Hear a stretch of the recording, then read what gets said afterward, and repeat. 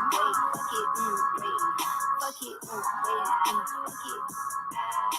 this beat. Fuck this beat. Fuck them drugs. Fuck the club. Fuck the speech. Fuck up all them other albums on repeat. Fuck what y'all been saying. I ain't for the streets. What you mean? What you mean? What you really talking about? I know you sneak. I was waking all these hoes up in my sleep. I was caking while these hoes could barely eat. Ain't no beef, ain't no sides, ain't no competition when they hear me slide. I'm a sellout on my feet to see me live. Was a sellout till I noticed I got drive. Bitch, I get my life, and it's giving. Got a lifelong career, you make a living. I got an overflow of trophies, you ain't winning. Got my body done, but look who's really sitting now. Bitch, you must be kidding. Please be kidding. Got an overflow of growth, y'all bitches thinning. Always knew I was gonna change from the beginning. Always knew them claims was cap, cause y'all be sinning. I've been watching all you bitches, I've been shitting. I've been buying all these clothes and seeing the fittings. Too much jewelry, I take off when I be spitting. Hit it! Is you forgetting? Bitch, fuck this beat. Stupid bitch. Fuck this beat. Step on my toe. Bitch, my toe. Fuck this beat. Step on his feet. Fuck it.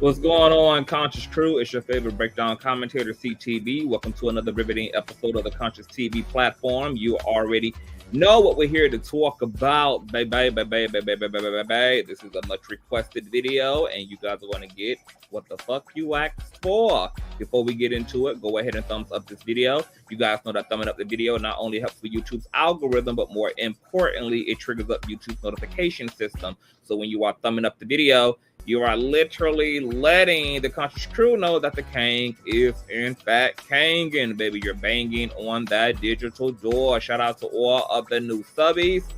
Teamwork makes the dream work. Make sure that you guys have your notification bell set to all. And last but not least, please share the stream out to wherever it is you have digital community, whether that be your Insta story, your Snapchat, your Facebook, your MySpace, the dark side of Twitter, Tumblr, or your personal OF. I don't really give a damn where you lay the link. Just let them whores know that we're loud, live, and in color. And with no further ado, let's go ahead and push on through. Okay. I know a place where you can recharge your soul. Baby, that's Consciouztv. And in the midst of brokenness, he gon' see your asshole. Baby, that's Consciouztv. You gon' heal, you gon' laugh and catch a little shade. Ooh, girl. Y'all know he be slaying, y'all better stop playing. Come hear what he's saying. Ladies and gentlemen.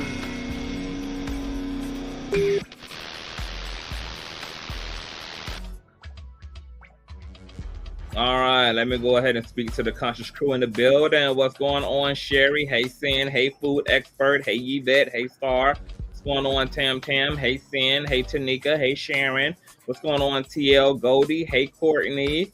Hey, Boo. What's going on, Lorraine? Hey, Darius. Hey, Bethany. Hey, Auntie Trisha. And thank you for the over nasty piece of child support chat, even though you Auntie. Shout out to Auntie Trisha in the building. What's going on, Nakia? Hey, sister Rap. Hey, boo. What's going on, Tenderoni? Hey, Brown Beauty. Hey, Hot Wings Lover. Hey, Stranger Teens. What's going on, Sweet Baby Ray? What's going on, Melana or Melanie? What's going on, Barry? What's going on, DH? Hey, Rugby Right. Hey, Gemini Visions Infinity. Hey, boo. What's going on, Laterra? Hey, Crunchies Babe. What's going on, LaMake? Hey, Gloria, Crystal, KMC, Virgo Child, Edith Critchlow, Hypnotic Touch. What's going on, D-Rock? In the building. Call me tonight, D-Rock. Matter of fact, call me soon as I get off this live, okay? What's going on, y'all? Wishing everyone a beautiful night. Happy Monday. Hope you guys are having a wonderful week. This is a requested video. We're gonna get into some things, girl. You know, it's the dynamic duo that just can't seem to duo, honey.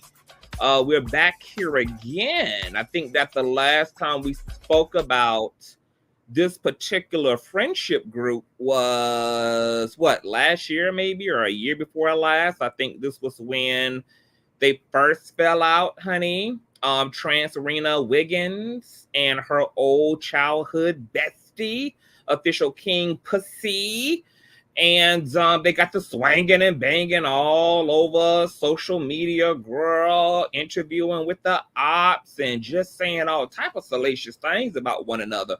And I didn't think that things could get more gruesome and ugly and dark and diabolical, baby. But hell, I must have underestimated both these hoes, because baby, this was probably the worst round of them all. Like, they both went for blood in this round, girl. Okay, so we're going to get into it because I did have the luxury, because you know that I don't give none of these hoes a personal click in the view, girl, unless somebody else uploads their shit and I can give another content creator a click in the view. Then, you know, I just won't be knowing what the hell be going on. But luckily, tonight, we are going to be chiming in over on I Am Gold's platform on YouTube. Shout out to I Am Gold. We will be using disclaimer. She took some excerpts where Transrina Wiggins, girl, spilt some very diabolical, hellish, just downtrodden tea about, you know, her good Judy, honey. And I also went and looked at another channel where somebody had some excerpts from official King Puzzy, but we're not going to be actually playing any of his clap back because it really wasn't much of a clap back. But I will be tallying up the score. And last night when I was doing my research and collecting my intel, there was a particular omission that was stated that I wasn't surprised at, but I was surprised that it came out, that the truth was outside.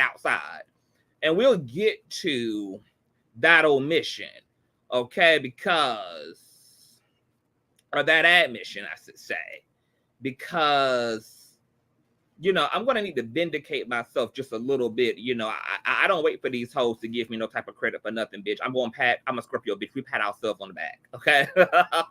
We celebrate ourselves, okay? We don't need nobody to confirm, to verify, the cheerlead bitch. We are our biggest supporter. So shout out to all of the Scorpios in the building, baby. Our season is coming in just a few months. All right. So we're going to be unpacking quite a lot. What's going on, baby mother Ken? Hey, just saying, what's going on, Gabriella? Hey, Flame and Roll. Hey, boo, always here for the teacher. What's going on, Flame? Shout out to Flame. Bless you and your family, Flame. What's going on, y'all? So let's go ahead and get into it. This audio is courtesy of I Am Gold on YouTube. Make sure you give her a click and a view. Shout out to I Am Gold. We're going to be listening to some of her snippets. Okay, I'm going to be switching over my microphone. This is, of course, going to be covered by fair use. And let me go ahead and actually give y'all an old nasty piece of visual, girl, because y'all know I love me an old nasty piece of visual, girl. Oh, yes, I do. Oh, yes, I do. Oh, yes, I do. Yes, I do. I do. How doing? All right, let me put up an old nasty piece of fair use disclaimer, girl. Y'all thumbs up the video. It don't cost you nothing, and it's free $99. And if you enjoying yourself, you support the platform, show your baby daddy some motherfucking love. Show your baby daddy some love. All right? Where my fair use at, bitch? Let me scoot over. Yo, this picture too wide. This cop blocking. The beautiful one. Shout out to my baby mother, Angela, for those nasty piece. Child support check. Shout out to y'all, baby. God bless you, baby. We ain't even working yet. I ain't even earned it from y'all yet. Oh my God! Shout out to my baby mother, y'all. Jesus, see y'all gonna make me shake some ass, okay? Like Transrina Wiggins, baby. Don't make me to get up here and throwing this fizzle around in this bizzle, baby. Baby, y'all dropped in the coin tonight, baby. Is it the first? Is it the first? Is it the 15th? What is going on? My cheeks ain't even touched the pole yet. God bless y'all. I do it for you. All right. So let me go ahead and switch over to the microphone, baby. Y'all already got me shocking. See, I wasn't going to even work that hard tonight, but see, now y'all making me work hard, because I gotta work hard when y'all gonna put coin on it. I gotta go just a little bit extra harder, baby. I gotta put that dick in there just a little bit deeper, honey. Okay, so I'm gonna give you what you want tonight, baby. Okay, y'all supporting the king, I'm gonna support y'all in return. All right, I Am Gold. Okay, turn your volume up and let's listen to what Transrina Wiggins had to say about her good Judy. Well, let's give a little backstory first. Let's give a little backstory first, child. For those of you who don't know, Transrina Wiggins and King Puzzy fell out. I don't know, last year or a year before last, girl. I don't count me on that. But bitch, they fell out, okay?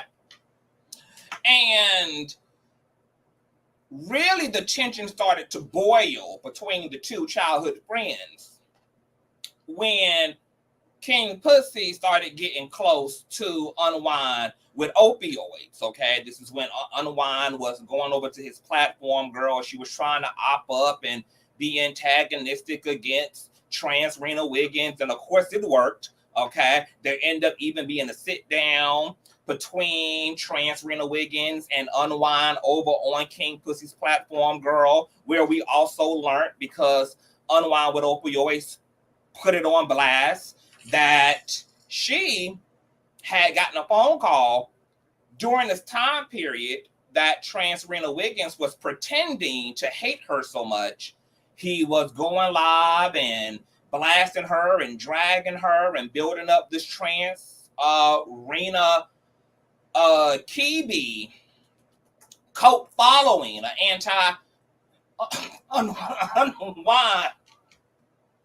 anti-unwind cult following, girl. And we also had learned, because Larry had told it, girl, Nope, Larry didn't tell it. Transrina Wiggins told it. Larry later confirmed it. Actually, Transrina Wiggins didn't tell it, and Larry didn't confirm it until the Cockeyed Show had actually put it on blast. Okay, for some reason, Transrina Kibi, okay, you know, there's a Transrina Wiggins and a Transrina Kibi. Transrina Kibi, who was also at the time unofficially mentoring the Cockeyed Show, who she said she was never going to really mentor because he was too ugly for TV and there wasn't anything she could do with that. Okay, but she was just using his goofy ass, okay, when she could. So Larry had sent Transrina Kibi, I guess, some screenshots of his correspondences with Transrina Wiggins, who was at the time confiding in Larry about Jason of Hollywood Unlocked not wanting to pay him to host the Hollywood Unlocked show while Jason was somewhere being a human toilet in Dubai. Okay? Shout out to Jason Lee. Love him down, girl. So, for whatever reason, Transrina Kibi wanted to send those screenshots to the Cockeyed Show, her mentee at the time. Now, what y'all didn't know for a year, all this thing came up and out now, is that the whole time that Transrina Wiggins was pretending to hate the guts out of Transrina Kibi, he was having Larry secretly work out his and his previous mentor of 27 days, Transrina Kibi's relationship. This was going on for a whole year, girl. Transrina Wiggins dragging Unwind, girl, dragging her down. Boo, she this, she that. She's a hater. She's a bitch. She's a hoe. I don't know why my best friend is fucking with her. Why you got this hoe on your platform? You know she a snake. While the whole time he was participating in allowing Larry to bridge both Unwind and his failed relationship. Now, in the interim of all that going on, okay, Larry had sought permission from Transrina Wiggins to send the text messages to Transrina Kibi regarding Jason Lee not wanting to pay him. So Larry just that. Sent the screenshots or whatever, let Transrina know what was going on because she was also beefing with Jason Lee at the time. So she decided to take those screenshots and send them to the Cockeyed Show. The Cockeyed Show then went live and put the whole shit on motherfucking blast. And then that's when y'all learned that there had been background shit going on, behind the scenes shit going on, that people really didn't hate each other the way they was alleging that they hate each other, that once again, this was about 27 days not being chosen. Of course, he wanted to be back on the titty of Transrina Kibi, etc. Transrina Kibi sat down with Transrina Wiggins on Official King Puzzy platform and even called Transrina Wiggins out and said, girl, you've been around here, first of all, trying to drag me, but you ain't been letting people know, girl, that we've been working on our relationship in the background for a whole fucking year. And then for two, what you didn't tell your bikini bottom ass following is that you called me the day you made up with Storm and Rowe, my actual mentee. Remember when you interviewed with Storm and then you called me afterwards, girl, to ask me what my opinion was and how I think the sit down went, girl, and she had done gagged the fuck out of Transrina Wiggins, girl. Transrina Wiggins was not prepared, girl, for Transrina Kibi to clock that T, girl. And that big tooth bitch was just a stuttering and uttering girl and rocking and shaking bitch. She was tripping over her words, girl. You would have thought she was running through the jungle with her shoes off, girl, the way she was trying to catch up to the way that Transrina Kibi had just clocked the fuck out of her ass, girl, okay? So you can hear her on the panel trying to play it down trying to, girl, all of a sudden she got amnesia, girl. All of a sudden she act like she done pocket down a bitch, girl. Oh no, girl. That was one of my assholes that had motherfucking called you, girl. Told go ate his ass up on that panel, girl. Ate him up with the truth, baby. Okay, so the truth, everything was volcanoing up, honey. All right.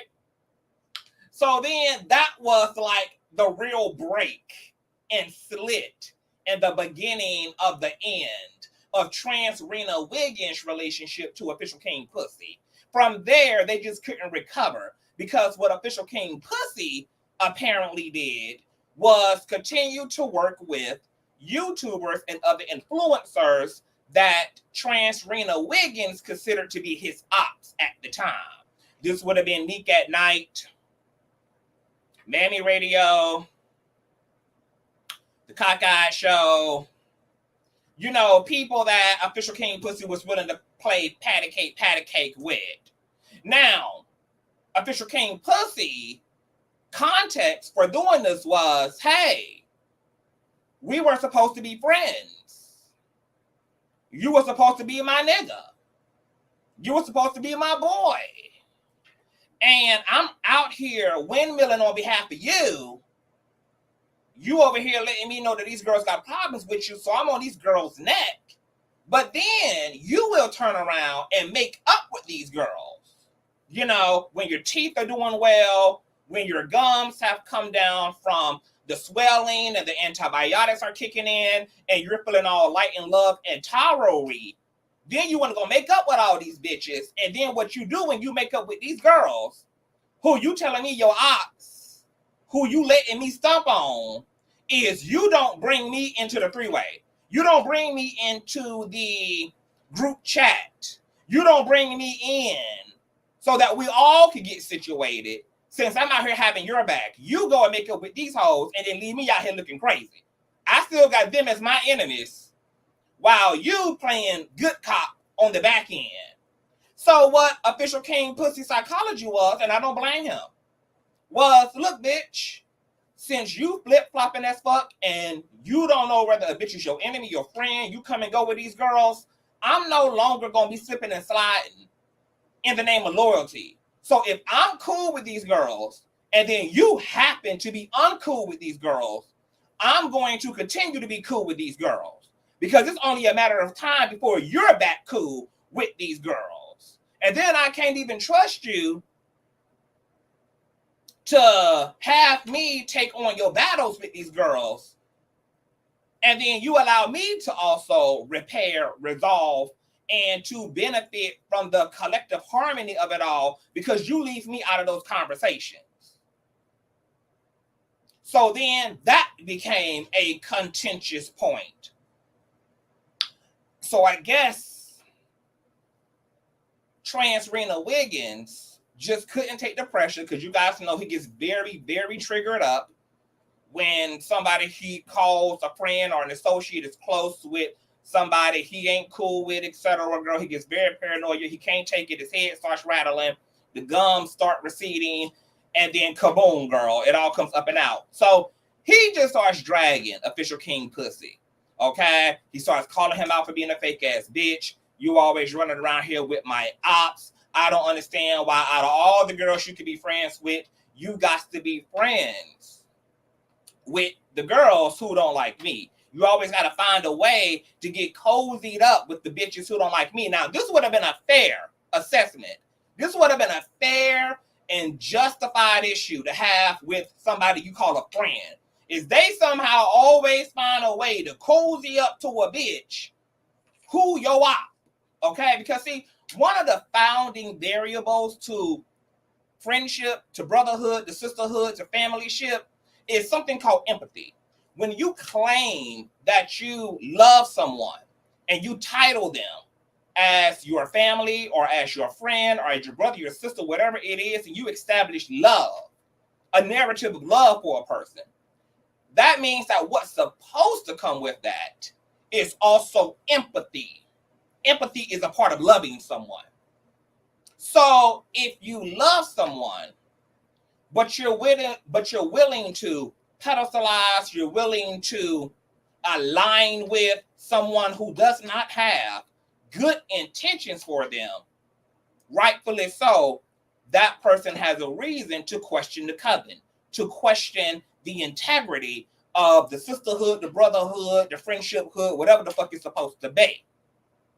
However, it became null and void because Transrina Wiggins couldn't make up his mind about whether these girls were foes or friends. So this was sending mixed messages to official King Puzzy, because you can't even decide if these girls are really out or if these girls are really in. You want to tiptoe, you want to go back and forth, you want to play both sides, you're shaking hands and rubbing elbows and calling into their shows and doing collaborations with them 1 minute, and then they fake as fuck, y'all shading each other the fucking next. And I'm not gonna let you drag my energy, girl, and drag my Burger King crown backwards and forwards and backwards and forwards and backwards and forwards. So I'm just gonna stay in place and just opt out of getting involved with all of your zigzag ass shit with these hating assholes, okay? And do my thing, because see, I got a lot more to gain, right?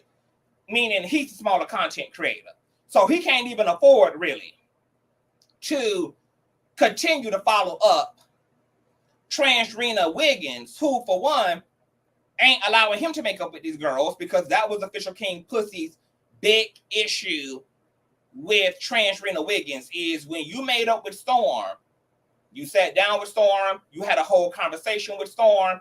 Did you bring me into that conversation? No.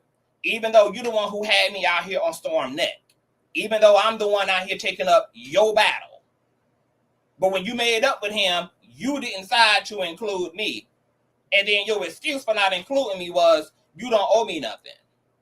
So I began to be able to see, even in Trans Wiggins' relationship and friendship to official King Puzzy, that there was like a lot of narcissistic abuse going on. There was a lot of like moving the goalpost every time that official King Puzzy would try to hold him accountable for the confusion of it all. He would find a way to justify why he's doing what he's doing, instead of just being a friend to his fucking friend. And his friend had every intention of having his friend's back and being 10 toes down and faithful to him. So everything goes up and out. Now King is friends with Nick and Knight and this, that, and the third. He's friendly with all these people. He's on a pay Cardi B back tour with Unhinged, with Opioids Girl. And all this is continuing to shake the motherfucking table. Now, because official King Puzzy is no longer friends with Transrina Wiggins, it means that he no longer has to be loyal. He no longer has to censor his mouth. He no longer owes Transrina Wiggins any protection. So if he wants to talk openly and candidly with Transrina Kiwis about horseface, he can. If he wants to be completely transparent and open about his experience of Transrina Wiggins, he can, because they're no longer in coven. They're no longer in relationship. So he can continue to be as transparent and open as he desires to be about his history and his said and lived experience with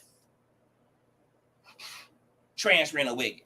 Okay, I don't know why people think that you get to mistreat, abuse, neglect folk, do them any kind of way, hurt them, and then in the off season of y'all not being friends, they supposed to protect you somehow. No. Protection is a relationship virtue. When y'all motherfuckers have gone from friends to foe, bitch, it's up. Okay?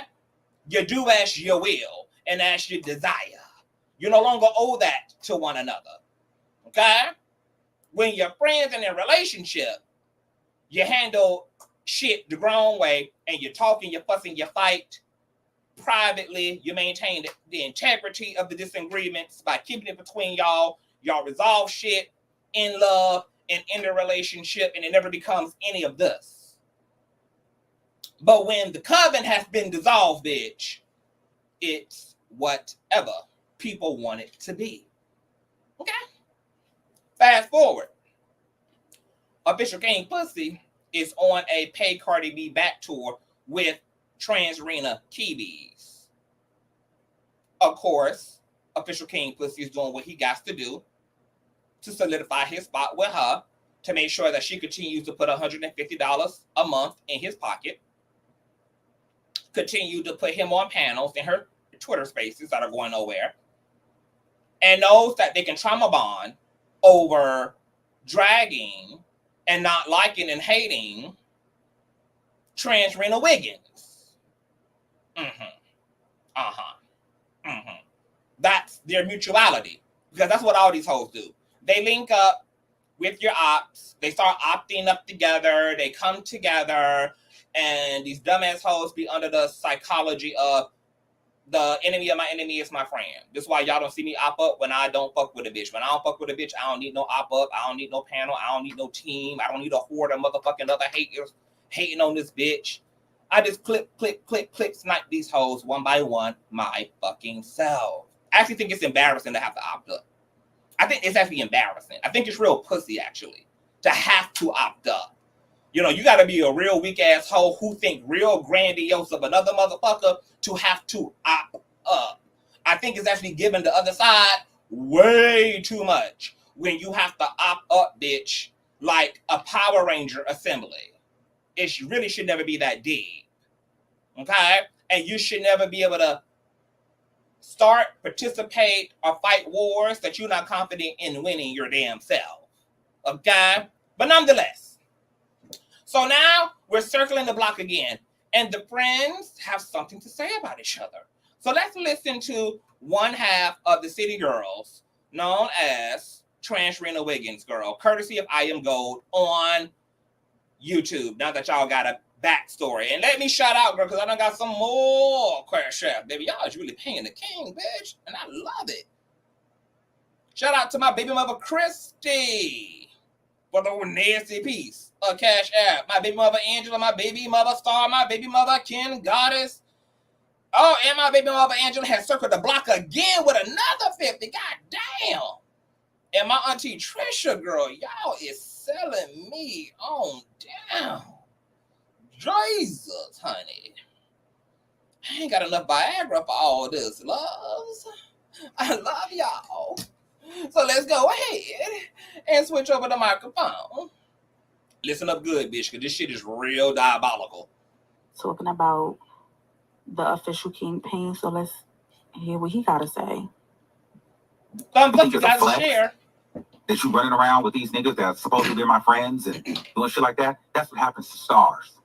You get what I'm saying? That's what happens to people that are chosen. Bitch, you can't tell? I know that's why you mad. Because you sat up there and had to go run and pick up a nigga that couldn't hack it. That ain't on my level. That's somebody that's jaded, jealous of me, been jealous of me since a kid. We all got that. Shout out to T.S. Madison. She told me that this was coming. I knew this weird ass bitch was gonna do that. But at the end of the day, that's not no flex. Everybody in my family, from my mama and everybody on down, and everybody in my personal life, know that this bitch that you linked up with is an op and a weirdo. They actually been telling me for years, but I've been trying to pay it and get this motherfucker an opportunity. But yet, the first thing that he do is go link up with a weird bitch like you. That ain't no real friend. And see, a lot of y'all think this is about some internet shit. Now look, let me make it perfectly clear. I do not fuck with King Puzzy in no way, shape, form, or motherfucking fashion, girl. I don't want y'all to conflate a goddamn thing in this commentary, girl. I don't care how much I'm gonna have to be non-biased and be non-partisan, girl. Okay, do not mistake my non-biasness and me being able to say, okay, a bitch is right here, as me liking a bitch, fucking with a bitch, because I don't fuck with either one of these hoes. In no way, shape, or form. But I can separate my personal feelings and just do a forensic and an autopsy report. Okay, just based upon observation and listening and understanding, the history here. I can just be purely in intellect and be a ghetto hood therapist and be y'all Iyanla without having to plug in my personal feelings to the situation. But this is a part of the hypocrisy. And I can understand King Pussy's issue. Because once again, how are you calling King Pussy a weird ass bitch for opting up or aligning himself with Unhinged? But you were also trying to repair your own relationship to Unhinged. Just a few videos ago, Horseface was saying he ain't even really got no smoke with Unhinged. He thinks she's a cackle and a key. That she's really talented and just need to get her shit together and blah, blah, blah, blah, blah. But all of a sudden, she's a weird hoe. He's a weird hoe. But were you being a weird hoe when you were allowing Larry to mediate for an entire fucking year behind the scenes that nobody knew about with Unhinged? And this is why Official King Pussy to stop playing these Harani ho zigzag ass games with Wendy Wiggins, Transrina Wiggins. Because you come and you go with these girls. You act like these girls are this, that, and the third. They haters. They want your spot. They trash. But you be sitting in a therapist's office and be sitting in couples counseling with these same girls. Make it make sense. Because instead of you allowing Larry to mediate between the both of y'all, what you should have did was say, sir, I'm good on that. You ain't got to mediate a motherfucking thing. Ain't no relationship coming out of it. Unhinged is a weird ass bitch. I want absolutely, utterly not a goddamn thing to do with her. So y'all can keep that. She can be your friend if you want to be friendly with her. But it ain't gonna even be, I don't even need your expertise. I don't need your 12 years of certificates, your schooling, no nothing, honey. It will be nothing. But instead, you gave his ass permission to share y'all's text threads with her. You was leaning in, being optimistic as you could be, seeing where things would go, possibly linking up in person to hash everything out on screen. But now, Official King Pussy is a weirdo. And Unhinged is a weirdo. Because they now have a relationship. While you two were trying to have a relationship to the Unhinged one. I'm just informing y'all that this is why people get intellectually and emotionally exhausted with Transrina Wiggins. It's exhausting. I don't care about no internet. Any bitch that's gonna be mad at their friend and then go try to expose to a bitch like Tasha K and always link with the ops because you want some clicks and views? Bitch, you're a hater. Bitch. I'm gonna have to interject a lot, y'all. I'm so sorry. I'm gonna have to interject a lot, y'all. Every time he talks, I just have flashbacks, right? He just said, you a big ass weirdo, bitch. Anybody who called himself being a friend, but then you go leak up at the ops to start dragging me. But isn't that what he did to his friend, T.S. Madison, at the time?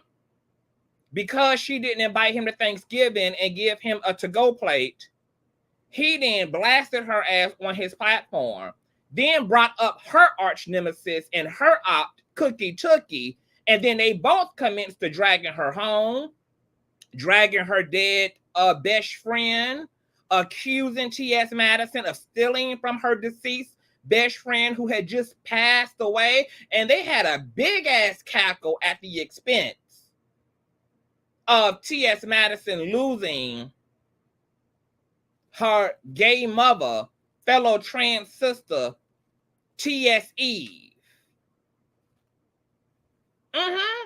And they made a spectacle out of T.S. Madison. They made a spectacle out of her losing her friend. And he allowed Cookie Tookie and cackled, and baby, they traveled all through her house and accused her of the pictures that were on T.S. Madison's walls, the love sofa she had in her foyer, claiming that this woman had stole all this shit out of her dead best friend's home, and that T.S. Madison was on the run and unwilling to pick up the phone for T.S. Eve's mother, who was trying to retrieve her shit from T.S. Madison, which were all things that were not true. I mean, it was hands down one of the ugliest, most darkest things I've ever seen in my life. It was one of the most darkest opt-ups I've ever seen. So it's just ironic to me that he's here calling Official King Pussy a big fucking weirdo, telling him how weird him and Unhinged is for opting up when he's played plenty of fucking op-up games. Just like when Donut started beefing with Official King Pussy, and then who comes following Donut on Instagram? Wendy Wiggins. Who comes all of a sudden being randomly interested in a friendship to Donut, who at the time also filed a lawsuit against Official King Pussy for copyright infringement? Wendy Wiggins. So how is one weirdo, op-up ass bitch, mad at another weirdo? Or two other weirdo, op-up assholes?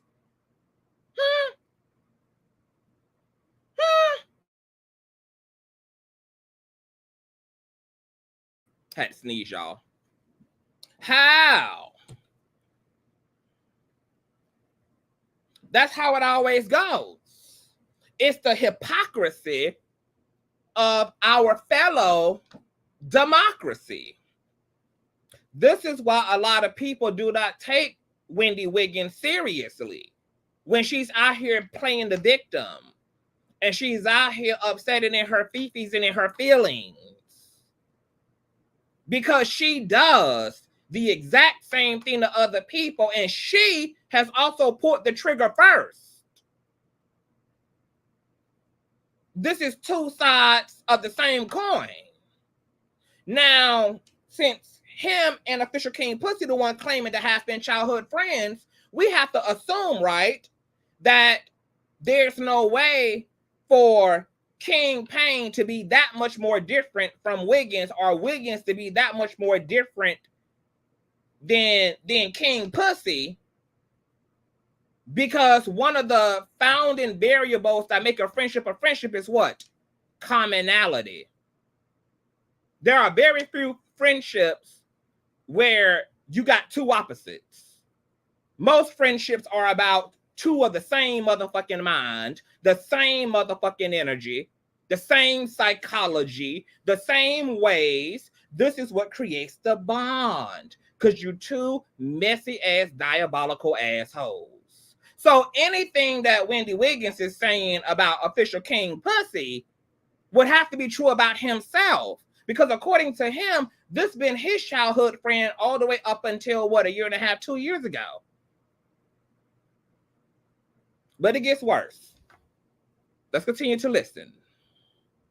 This is what y'all paid me to do. To do the autopsy. Y'all know I'm the autopsy queen, bitch. Shout out to I Am Gold once again, courtesy of her YouTube channel, Fair Use. Neither Tasha K or this bitch ass nigga, y'all cannot destroy me. But one thing we gonna get straight is while we clearing the tea, let's clear all the tea. Bitch ass nigga, you weird ass, jealous ass, oppy ass bitch. You will never be able to fuck with me, ho, on any day. And you know that. That's why you can't take it. And Tasha K, you trashed you, and you know this bitch is a lame. Both you two bird brain bitches is lames. Speaking of flunky and delusional, a bitch can never tell you about me and no drugs and no cocaine and this, that, and the third. Bitch, oh, you mean he has the cocaine on his dresser and the gold, this, bitch? I'm poor. Are you talking about the flask that he keeps his cocaine in there? Yes. What? Oh my goodness. He keeps a flask. What are we doing with a flask? It's like one of those containers, you know, like the containers that they hold like the cigarettes in. I know the one. Oh, I know you. Oh my Here's God. like a old one that sits on the desk that has like all the stuff and shit like that. It sits on the desk? I don't give a fuck what you talking about. Whatever. Okay, so what you guys just heard is official King Puzzy and Transrina Kibi. And one of her Twitter spaces having a cackle over Transrina Wiggins. And King Puzzy is stating that Wendy Wiggins keeps her coquiana, keeps her crystal methy, keeps her booger sugar, keep her woulda coulda shoulda in a gold flask on her desk.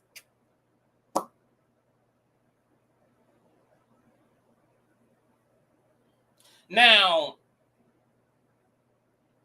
the reason what should I further my commentary? The reason why that's interesting, or that's actually not interesting, is because Transrina Wiggins already has publicly stated in the past that she has put skis on both of her nostrils and slid down the slopes of the Alaskan mountains. You know, that occasionally she puts, you know, ice skates on her nostrils, girl. And they go and do double car trains on the snow occasionally. So this is why you don't really hear Transrina Wiggins really refuting it. All he does acknowledge, as you're going to hear, is that there is a gold flask, and regardless of what's in it, bitch, at least it's given gold and it's given luxury. But he couldn't really refute it because every now and again he does occasionally put ice skates on his nostrils, girl. And they go traveling, girl, all up and through the Alaskans, all up and through the Antarctic, bitch. Okay? It's a shame. But let's continue to listen. Nonetheless. Just know that you saw, bitch, it was gold. Diamonds, bitch. It's always giving luxury over here. It's never giving needles and plastic, bitch. It's always a luxury experience, no matter what I do, bitch. I'm never no motherfucking roach. You bitches are roach, you black neck, 2 dread having ass bitch. You fat. Nah, what? Not 2 dreads having ass, B. Damn, he really coming for you, friend. Shout out to I Am Face, Gold. ugly marshmallow body having asshole. You could never try me, bitch. You could never come for me, bitch. You will always be the former friend of, bitch. You will always, your whole existence on the internet will always be connected to me, bitch. You will always look at my shadow as you always did, bitch. Nobody will ever want to know you first. Know that. Everybody that comes to you is always somebody that, after I say, bitch, I don't fuck with you. Any bitch that ever fuck with you is always because I don't fuck with them. Nobody ever fuck with you off the strength of fucking with you. It's always an op linking up type situation when it comes to you, bitch. You will always be trash and second rate, bitch. Know that. And while we talking about it, Tasha K, back to you and to you. The next time you decide that you want to spill some tea on me doing drugs and whatever drugs you feel like you've seen in my house, let them know. Ask him this. How high was he when he got pulled out and kicked out and lifted out at a club in Virginia Beach doing the Something in the Water Festival in 2018 at the Pusha T after party? How high was that stupid bitch then? How loaded was that bitch? When we all had to watch that bitch get pulled out. When that bitch had to try to use my name to get on the stage because she was so cracked out. If me and my boys and everybody around me just so many drug addicts, bitch, why are my niggas still standing? Ask her why them niggas around her die every month from overdose, out the door, OD. Bitch. Let's talk about that. You got more shit to talk about. Talk about why them niggas are dying around you. Talk about why you have a harem of underprivileged young black boys that you try to fucking freak off on and trick off on and get high and keep them around you so you pay for their drugs. Now what?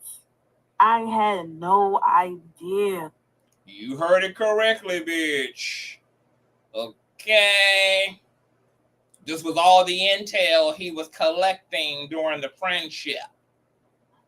What is going on? And you get high with them in hopes that you can slip around and maybe see some dick. And them niggas would rather take the money and take the shit in OD than lay in a bed with your fat, nasty ass. Them niggas would rather die than get high and play with you, bitch. Talk about that.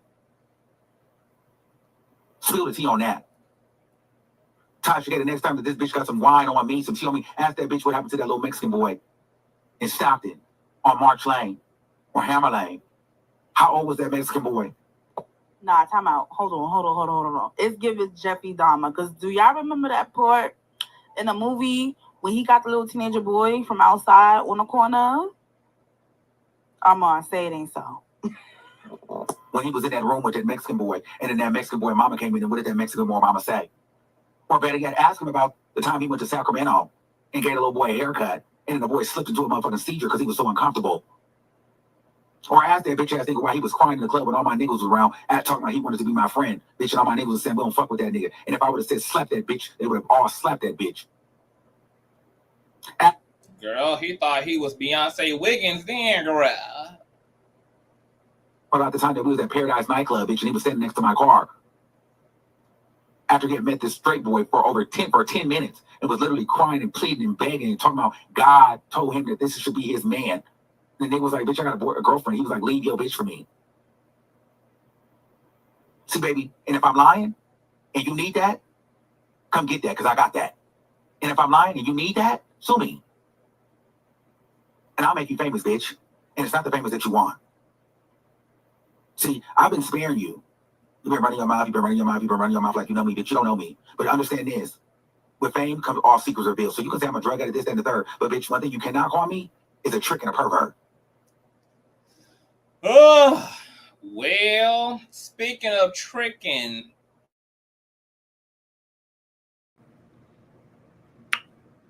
Transrina Wiggins must have ain't been listening closely to some of the things that his old friend has been saying about him over the past year, because official King Puzzy certainly has called everything, or called Wiggins everything but a child of God girl, called him a prostitute, claimed that Wiggins was hooking up with people in the city who knowingly had HIV, that he has Wiggins on his home surveillance footage during the time that Wiggins and his boyfriend was staying with official King Puzzy because him and his ninja was homeless as fuck.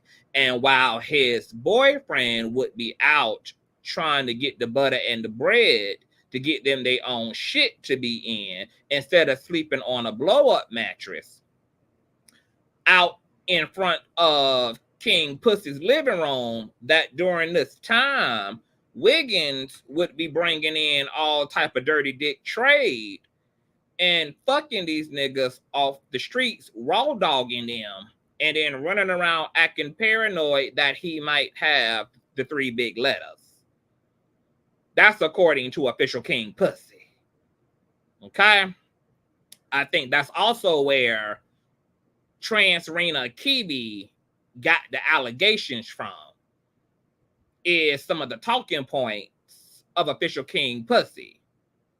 And official King Puzzy has threatened to put out the home surveillance footage of Transrina Wiggins bringing in dirty dick trade while his man was slaving away at the Waffle House girl, trying to get them a 3-bedroom luxury stay off a minimum wage. Okay? I don't know. But so far, let's just go over, bitch, some of the allegations, courtesy of, hey Deborah, courtesy girl of Transrina Wiggins.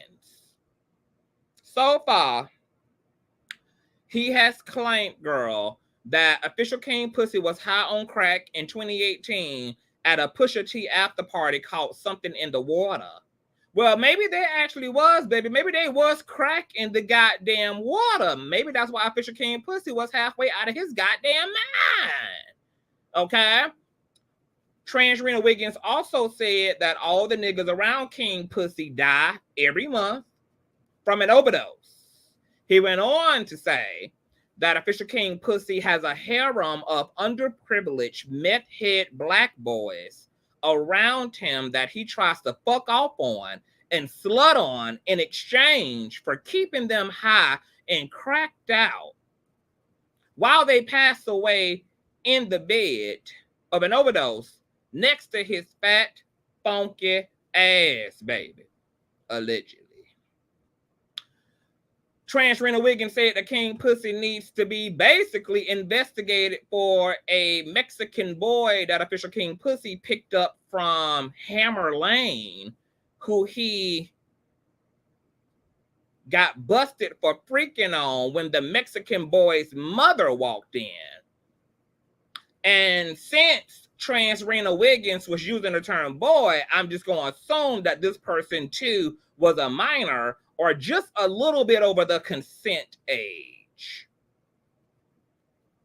Transrina Wiggins said that he also needs to be investigated for a little boy whose hair that official King Pussy went to go cut in Sacramento because the boy slipped into a seizure because King Pussy made the boy uncomfortable.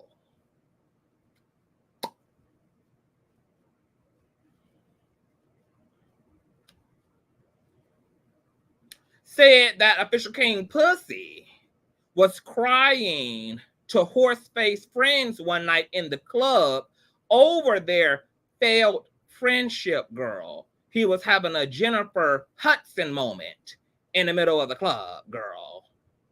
Having a Toni Braxton unbreak my heart in the middle of the club, girl, over Miss Transrina Wiggins.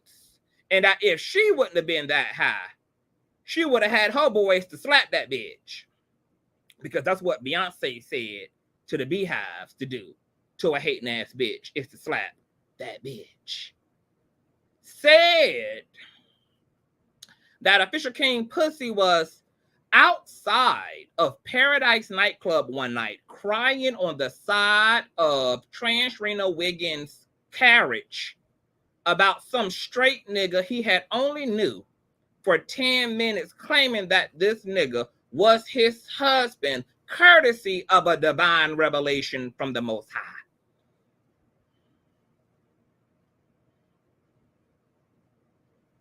They almost had to put that nigga in the 5159 and a 5150 hold that night. Said that and told and declared and proclaimed and asked and begged official King Pussy to sue him if he's in fact lying. King Pussy already said that he ain't coined up enough to sue, so that won't be happening. Wendy said that Pussy be acting like he know him, but he don't. But he the one around here still declaring that this man and him were childhood best friends and they done lived together and fucked together and drug together and scammed together and everything else together. But all of a sudden now, official King Pussy just don't know him, girl. Official King Pussy, girl, don't know him well, girl. All of a sudden now, girl, you know, all they shared together was a sliding board growing up, girl. Okay? Said that official King Pussy may can call him a drug addict, but what he can't call him is a trick and a pervert. We already went over that. Now I want you guys to listen to this next part, baby, because this is where Larry Reid is going to end up in the group chat, bitch. Now this is the only part of all this shit that I was spooked and nervous about, girl. This is the one that made my jaw drop, because I had already knew what the tea was. I just didn't know there would come a day where the bitch would just finally say it. I already knew what type of time it was on. I already knew what type of spirit. I had already discerned the spirit. Long time ago, baby. But like a true prophet and a mystic, sometimes what you got to do is stop making your case and just let time push and protrude all truths to the front of the line, baby. Because if it's one thing that truth gonna do, girl, is it's gonna pooch her ass to the front of the line, baby. And she don't need no help. She don't need no wheelchair.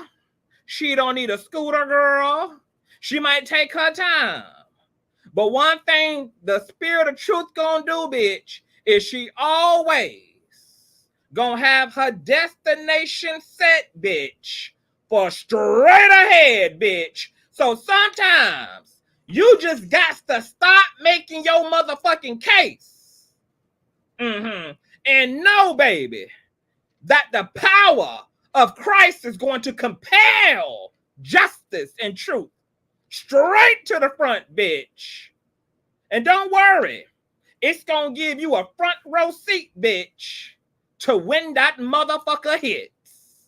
So you just sit back and you be a pretty bitch with multicolored tips on good yacky ass hair, bitch, with your titties out and your coins coining, and you just wait on the magnificent, oh so promised victory of the Lord, baby.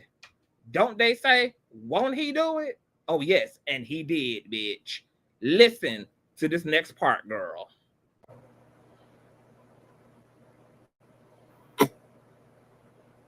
Say the same for you. You do a lot of talking about Larry Reid. But bitch, y'all not too far from each other. Bitch, let's be very... Hold on. Your ears did not deceive you, bitch. Let's rewind it back. We're going to slow that down, girl. Okay, that truth going to need to be a long-bodied Mexican, baby. Listen to this again. Can I say the same for you? You do a lot of talking about Larry Reid. But bitch, y'all not too far from each other. Talking about Larry Reid.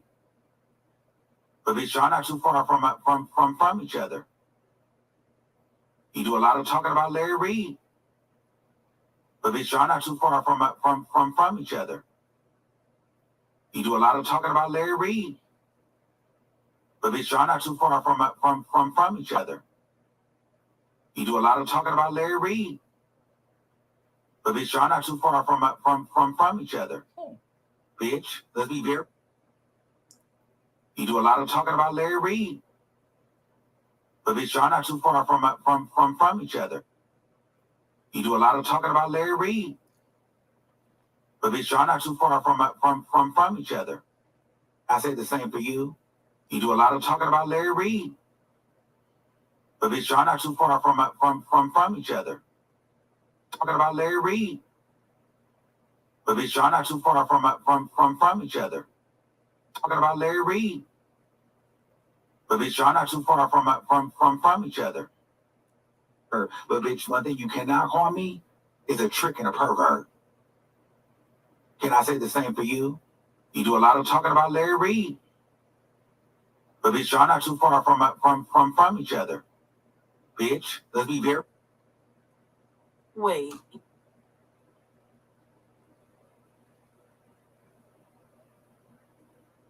Well, I ain't had my mic on. So he said, not too far from Larry Reid. But ain't they friends? Ain't they friends? Like, don't he talk to Larry on like a friend level? Not you throwing Larry under the bus to prove a point, child. Pretty clear. Now, play with them fraudulent ass Foster. Now, I want to put a pin in it right there. Because if I don't recall, or I'm going to recall correctly,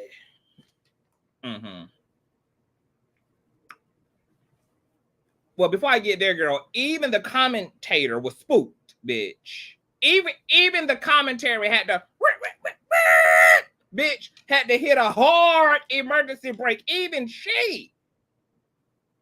And she ain't even an LRLer.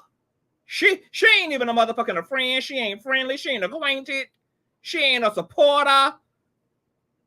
She ain't none of that, girl. And even she had to be like, oh no, it's been more than 500. It's been 500 on a few occasions. It was 500 when Larry super chatted Transrina Wiggins when she was live, getting TGIF in me and Sherelle's face. It was 500 when the breakdown all occurred between me, Larry, and Transrina Kibi, and Transrina Wiggins went live and pretty much told Larry to his face that he agreed with what Transrina Kibi had did to me and to Larry. And for some reason, Larry rewarded him anyway. It's probably been he probably done made a good 1,500, 2,000 off of Larry over the years in super chats. Okay, so been very, very good to Miss Wiggins. Remember when Miss Wiggins ended up also giving Larry credit during this here sit down a year ago?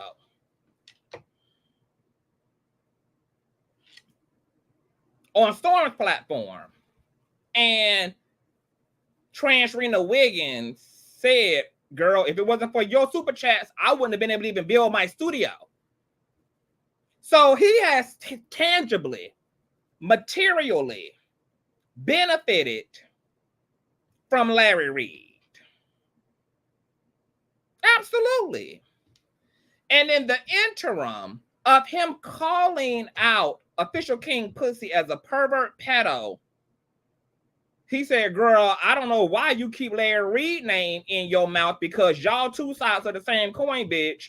You talking about yourself when you over there dragging Larry Reid. I don't know why you over there dragging Larry Reid, girl, because you talking about your first of kin when you dragging him, girl. He said, y'all not too far from each other. And I quote, said that Larry and Official King Puzzy lives on the same block, baby.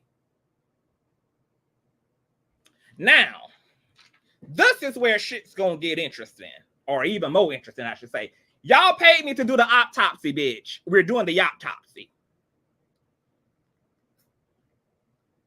Hey, Andrew. Hey, love.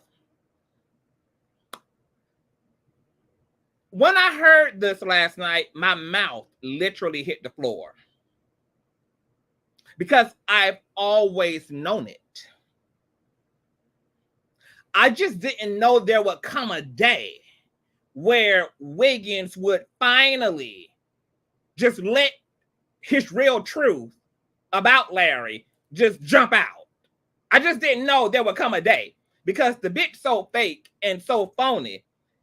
And the reality is, he might have not even meant to have allowed it to jump out of his ass right then and there. But I'm considering that maybe it was intentional.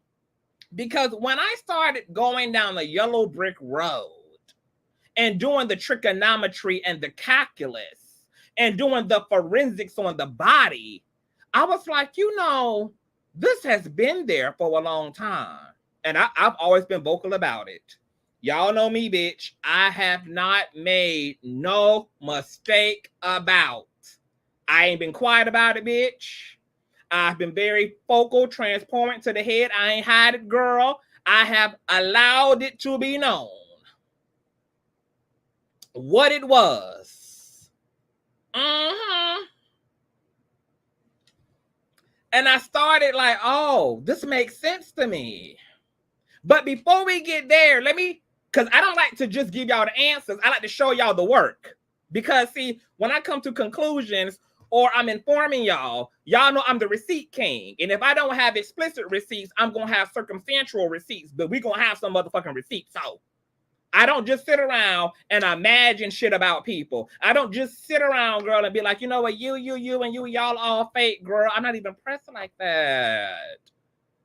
But I got an all-seeing eye. And I'm not going to deny what I see just because. Let's take a look back in time a year ago to when Larry sat down with Storm and Transrina Wiggins. Now, mind you, this was an interview that nobody wanted Larry to do. Everybody knew it was going to end up as a shit show. Especially because Levante Andrews was going to come the fuck up. This was during the whole PPP era over on Unhinged's platform. And when you're dealing with something as sensitive as these type of allegations against your character, and you are a businessman, and you got shit to lose, you can't afford to sit around and kiki and have people make light and make fun or just be reckless in that conversation. Because your reputation is connected to your business. As a pastor, your integrity as a leader is connected to your online brand. This is why they tried to come for Larry's reputation to begin with. Because it's a way to create a trickle-down effect to bleed into his businesses and to hit his businesses and to cause questioning and paranoia and poisoning within his businesses. Okay. Now, I ain't going to get into all of the businesses. I'm going to stick to this right here. So, I didn't want Larry to do the sit down. And if he was going to do the sit down, I didn't want him to talk about this. But because of how raggedy and how reckless this sit down was about the allegations in question at the time, I had to clean up this mess. After I had just did all this work for months, lining up receipts for y'all, showing y'all police reports, showing y'all the trillions of inconsistencies throughout Levante's testimonies, showing y'all how he was backtracking shit, getting dates wrong. I mean, girl, I had lined that shit the fuck up, bitch. And I was constantly reiterating the receipts every time we went to go to speak to something that was happening as it relates to Levante. So I felt personally away about this sit down because it blew all the work I had been doing. It just had derailed all that shit. And I don't work in vain, bitch. I don't motherfucking work in vain. Okay? I do work I believe in. I do work I'm passionate about. I do work I can stand by. And it all went down the drain this night. So I contacted Sherelle. And I said, Sherelle, we need to do an update on the case. More shit done came out. Let's go. I need to bring Larry on. She was like, okay, cool. He and I went over there, knocked it out of the park. Recalibrated. Now, the reason I'm going to take Storm off the hook in this commentary is because Storm and Transrina Wiggins are two different people. Storm is very clear that he ain't friends with none of these motherfuckers. That he ain't got no friends. These are his peers. He ain't got no friends. He ain't gonna be defending nobody. He ain't gonna go to bat for nobody. He ain't gonna do none of that. He ain't your friend, okay? You know, the only person he might use that word friend with is me. Because I've heard him publicly say, see, me and CTV are friends. And I do consider Storm a friend as well. But Storm is very consistent in his, these niggas ain't my friend. We friendly. And that's it. And that's all, baby. Okay? However, Transrina, if you let her tell it, you let her perform it, you would get into the mentality that she thinks of Larry as a friend. You would think that she thinks of Larry as someone, she can get on the phone with, she can possibly do some collabs with, whatever the case may be. They have a rapport. Larry done poured into his business through super chats, and he's used those super chats to build his studio and etc. So 2 different standards here. But when I was trying to figure out, girl, where's this coming from now? Why is he jumping out the window now? Why? Because he's unhinged now. Well, it showed up here. Because remember, I also did a after show of this show on my channel. And I got in Transrina Wiggins' ass. Because if you're going to be his friend, bitch, you need to do him right. Felt like he didn't do him right. In the sit down. So the first, I'm just going to line up the receipts for y'all. The timestamps. I ain't going to explain them. They're self-explanatory. I just want to show y'all all the timestamps. Because we're going to do the math. Okay?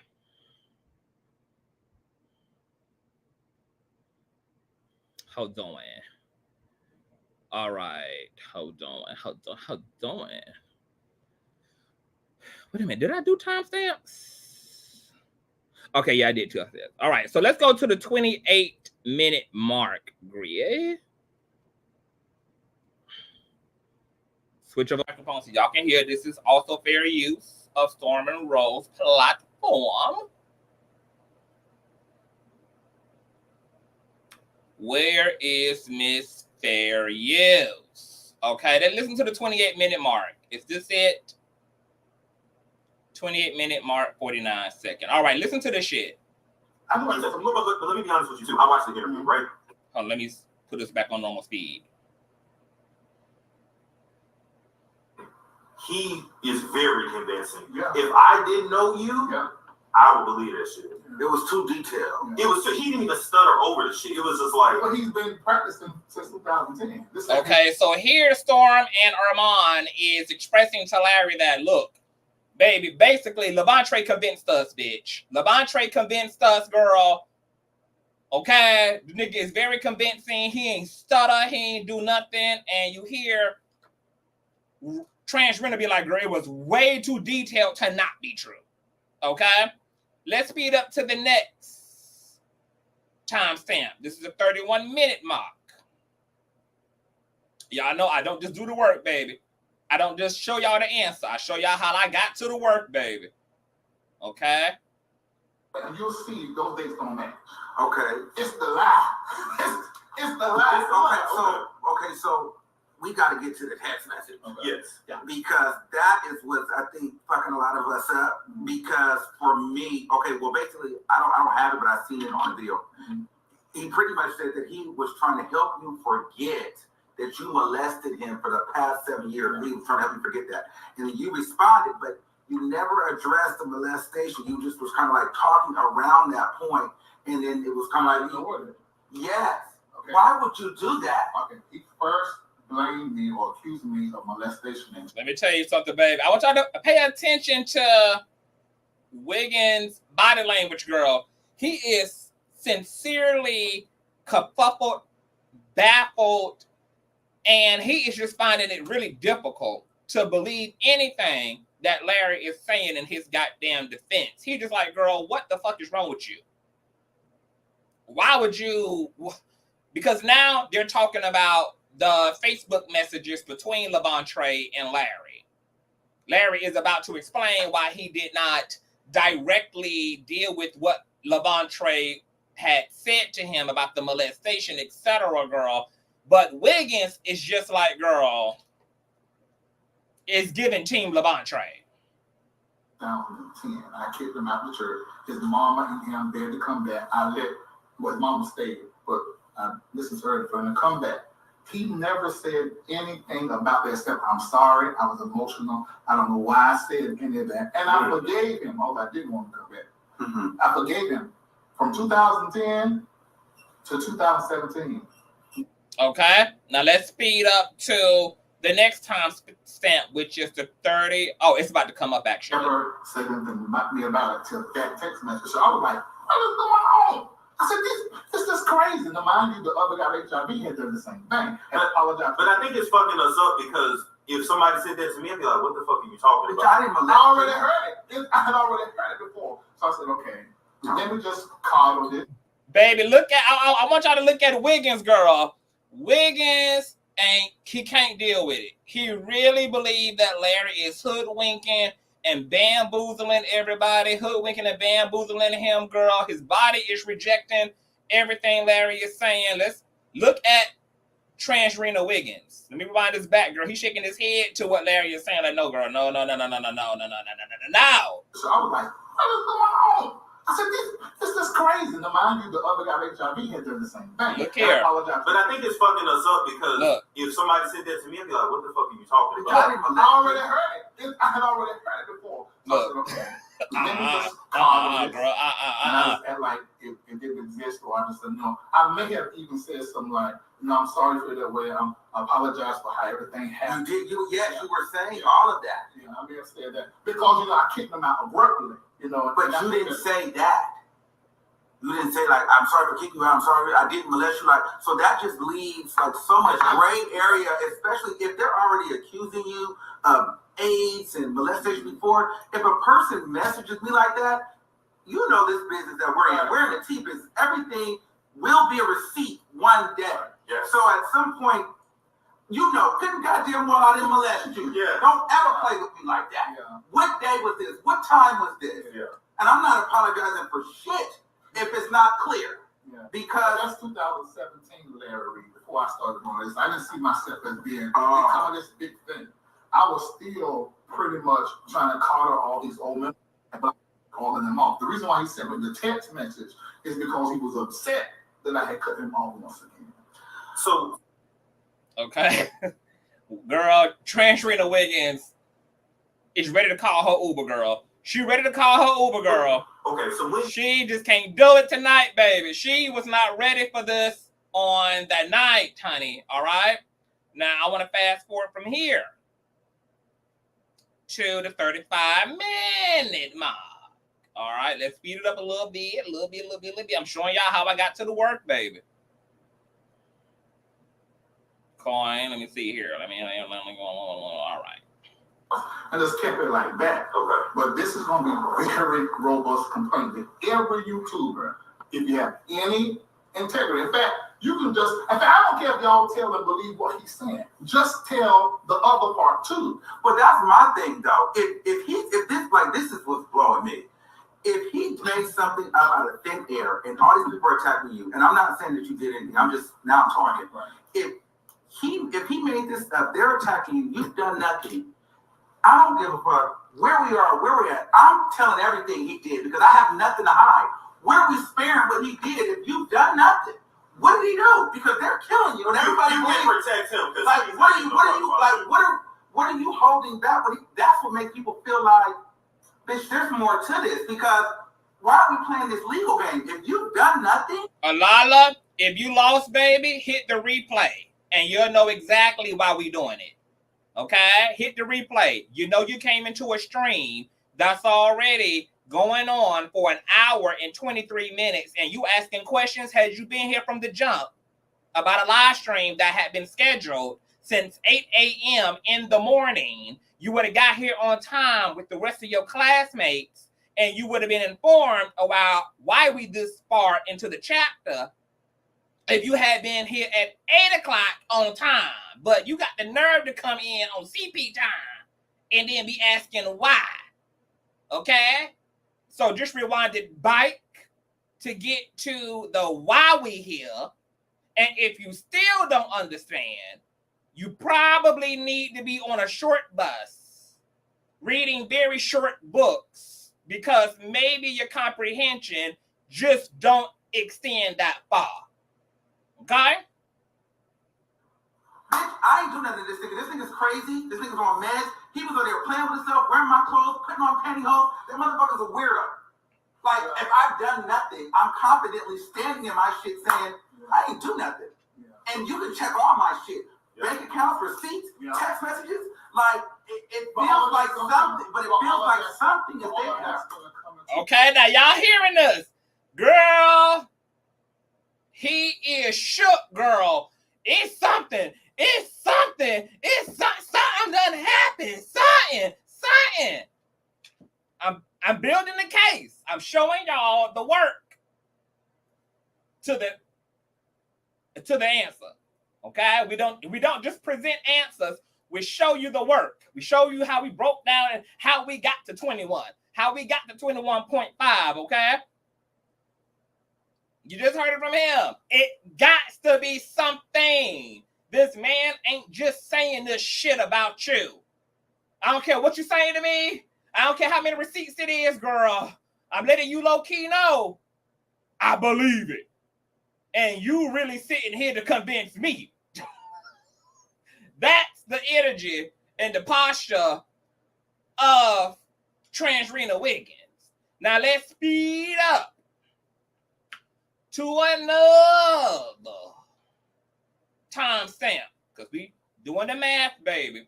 Let's go to the 37-minute mark, Grid.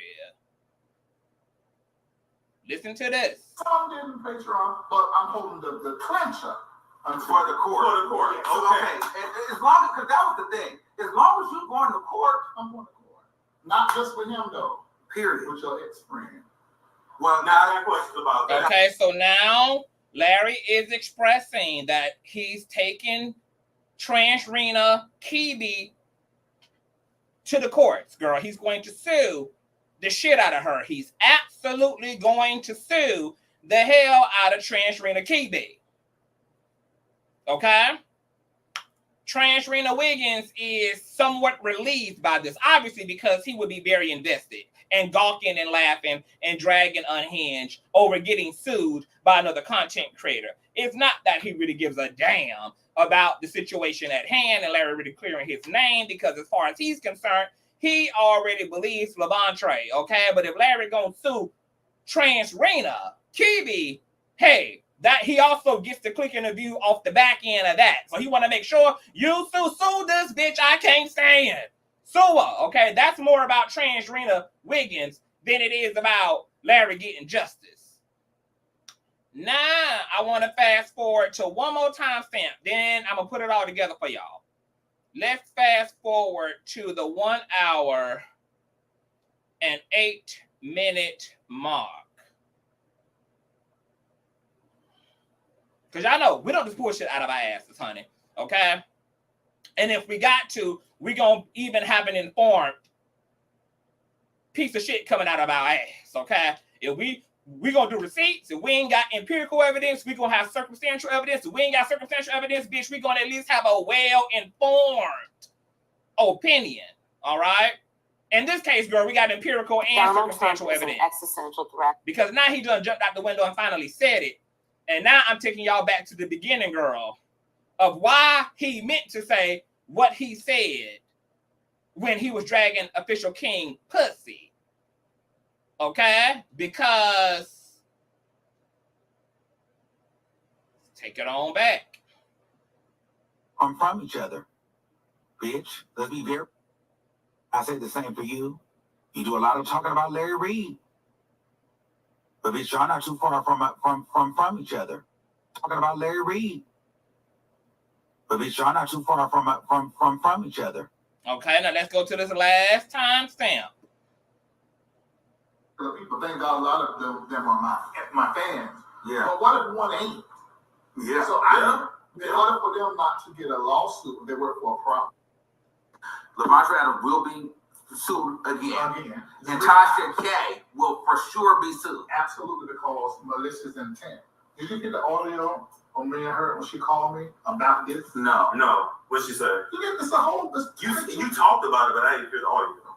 I'll give it to you so you can have it. Okay. But in the audio, she was trying to tell me that she had irrefutable proof. She said, because I text, because she want to tell me what it was. I said, you got irrefutable proof, and you trying to be legit what you do. tell me what the proof is. Yeah. And she was like, I'm not saying, but she eventually said it was something that I wrote or texted somebody apologizing. And then she wants you. And then she wants you to. Somebody asked, didn't he fly him out? Yes, he did, because Wiggins could not afford a Spirit Airline flight at the time, girl. He was broke. He needed a TGIF check bad, baby. That's why he did everything he needed to do, girl, to get to that top spot, girl. Okay, whether he had to have a special relationship to production, girl, and do very special things, girl, for the position, honey. Okay? Because he needed all the coin, girl. He couldn't afford to get his own studio built. He couldn't afford to fly himself in and out, girl. He needed the help. So you can defend That's that? what she wanted. She wanted to come on the show. And I told her, I said, I ain't coming on your show. Like I said, just like that. Okay. And then I said to her this, if you got anything that they said I wrote, she said, I know you. I said, how do you know I absolutely wrote this? I know you wrote it. I know you did it. I said, then they made it up and they photoshopped it to give it to you. That's what I told them. Why ain't nobody going to the police? He went to the police in 2018. That was after he got in a fuss with him. But he went to the police and he had to get flued out because he couldn't afford it. But somebody need to be jealous of him, bitch. A bitch like me need to be jealous. Girl, when I can buy the plane for his ass to fly on into Atlanta. Somebody need to be jealous of him though, girl. When he had to be flued out to be there. Okay? But ask Larry what he received last year for his birthday. Oh, it was a stack. Just like that. Here you go, bitch. Ask him what Larry received this year for his birthday.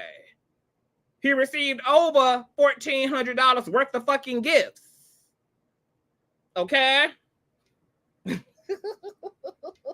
See, I can do it for mine. It's no charity case over here. Okay? We can frisbee the coin over here. All right? It works both ways over here. See, there's nothing that Larry has ever done for me that I haven't done for him. Okay? You got two motherfuckers who can match energy. But I wanted to bring this up because few things here.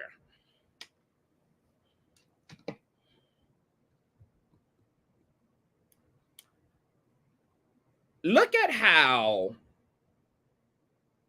in this hour-and-a-half long sit down that was mostly about Larry, Wendy Wiggins was very clear about the fact that he had not heard Larry's side of the story, which Larry had put part of it on the main platform.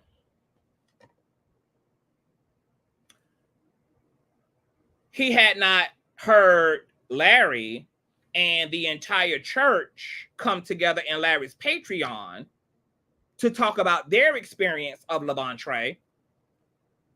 He didn't even hear the recorded phone call between Larry and Transrina that I had uploaded to my platform. But you want me to tell you what Transrina Wiggins did know?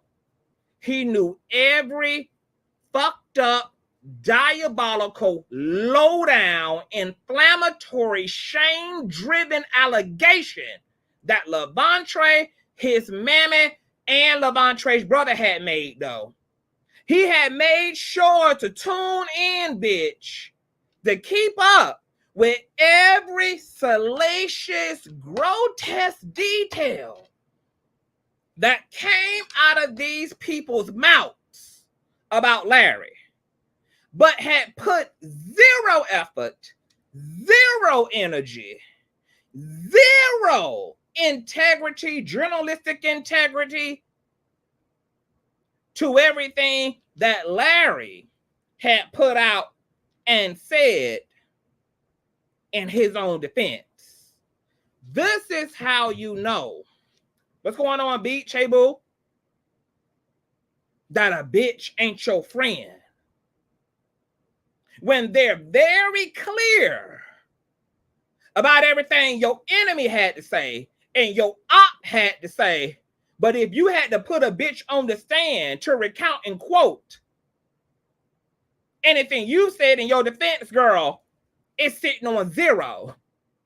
But they are aware of everything that's in the tabloids about you, everything that's in the Inquirer about you, every motherfucking thing that a hating ass bitch can say. And willfully and vocally admitted throughout this entire interview, nope, I didn't hear the phone call. Nope. I didn't see the Patreon. Nope. I didn't hear you say, nope, nope, nope, nope. But let me tell you what I do know, bitch. I do know that Levantre said that you told him to spin his ass around in his underwear. I do know that Levantre said that you made him ejaculate down your damn throat. I do know that he said, had you heard, did you hear what he had said? Girl, down here quoting Levantre like the damn book of Leviticus, girl. Okay, bitch, you would have thought Wiggins was a damn Levantre scholar, girl. The way that he had forensic memory, bitch, of every fucked up allegation made against Larry, but couldn't say a motherfucking thing about what Larry and friends and associates and the receipts had said in defense of Larry. Now, the reason I wanted y'all to hear all these timestamps, cumulatively, collectively, is because fast forwarding to this,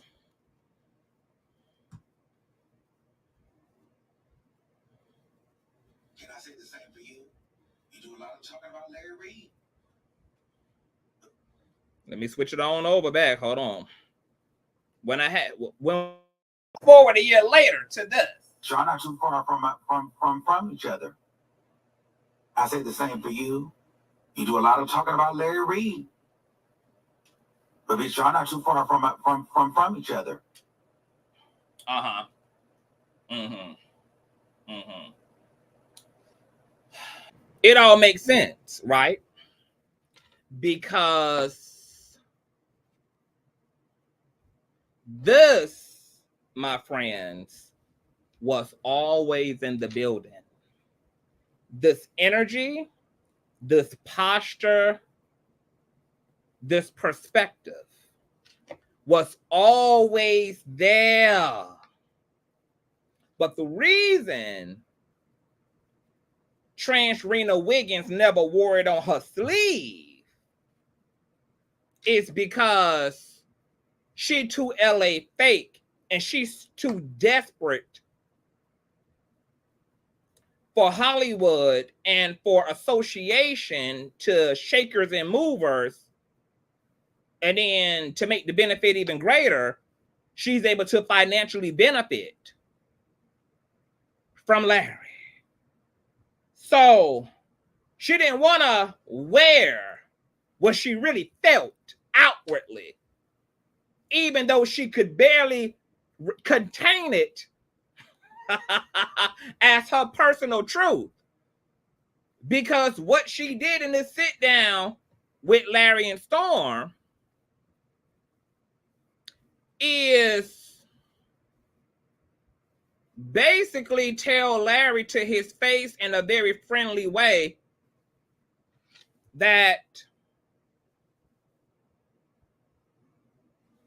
I don't believe you. And he tried to be yes, okay, about it as he could. But told Larry to his face in a roundabout way that was obvious to anybody with eyeballs and ears, bitch, that friend, man who I'm friendly with, industry partner, I believe you molested and abused that damn boy. I do. That's what Wiggins said for an hour and a half. He tried to sprinkle in there a few times. Like, okay, Gworll, all right. You gonna sue? I feel better. All right. But once again, we know how much he hates Transrina Kibi. So that was just about giving it to Transrina. That was just about giving it to Tasha. That ain't had nothing to do with what he really believed about Larry in the situation with HIV, the situation as an abuser, as a molester, etc. So then, girl, you move forward. A year later, what has happened? Because last night I had to think about it. I'm like, why now? Even though it's always been there, he outside now. The truth, he putting the truth outside now. I said, oh, remember when the Fox Soul drama went down? I don't have the receipts, but if you look at my previous commentary following the cancellation and the destruction of TGIF, Wiggins was going on these rants on Twitter and his community wall about how the industry is fake as fuck. He ain't got no friends. He don't really fuck with none of these motherfuckers like that. He don't consider none of these motherfucking people his motherfucking friend. And I believe him because he damn sure treats people like he's not their friend. Remember he was doing all that? That was just what, a few weeks ago. I said, oh, he don't care no more. And not only do he not care anymore, because he personally has just gotten disappointed in the celebrity world and all this shit and all that. So now, he don't give a fuck. He ain't really trying to protect nobody. It is what it is. But to make matters worse, he can count on Larry acting like he don't know what we all know. So it's kind of the perfect situation where you can have access and benefit to somebody in whatever way they allow you to have access and benefit, while also knowing they're not going to hold you accountable, even if what you're doing at their very expense. And this is the type of chaos and out of controlness and the type of usury that we end up unconsciously allowing into our lives when we don't chin check motherfucking people and when we don't make people earn their spot with us. And when we act like we ain't got no boundaries. And while we sitting here supporting people and cash apping folk and super chatting folk and being good to folk, they out here saying and doing any motherfucking thing at your expense.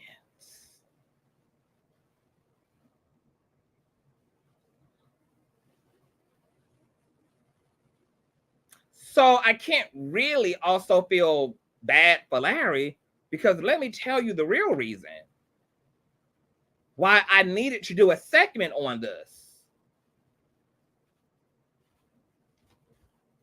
is because after that sit down a year ago, I went live right after they pressed the end button.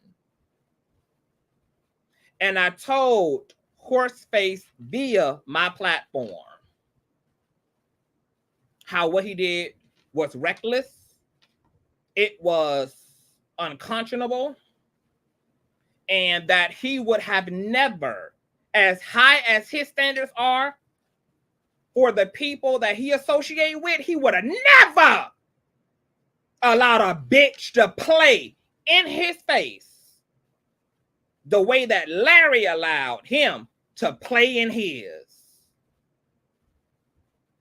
And to know you were sitting there in his face, not even on your own dime, but you in his face, in Storm's hot-ass humid living room, on his dime, on his air mileage, and had the audacity to essentially windmill for Levante and to essentially communicate to Larry to his face that you believe he's basically a motherfucking pedo. And the only thing that's going to relieve you is if he sue your arch nemesis.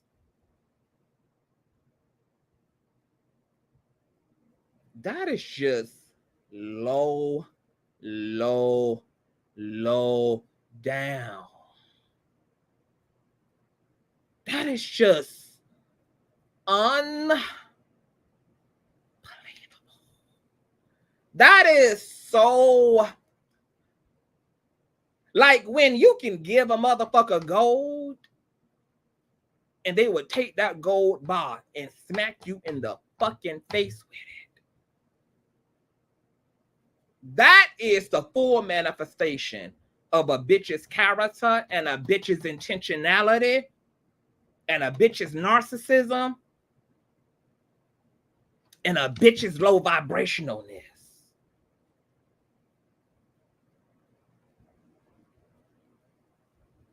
And let me tell you why Horseface believes Larry is guilty of those things more today than he did then. Because Larry didn't do what he promised the Wiggins he would do. He didn't do what he promised Wiggins he would do, which is I'm going to sue Transrina. He didn't. So not only did Wiggins use Larry fluing his ass out to sit in his face to make this whole matter worse and tell him to his face that he don't believe a motherfucking thing coming out of his mouth. But Larry didn't even do the one thing that Wiggins was going to substitute in place of being unconvinced, which was, well, you got to at least sue Unhinged. He ain't even do that.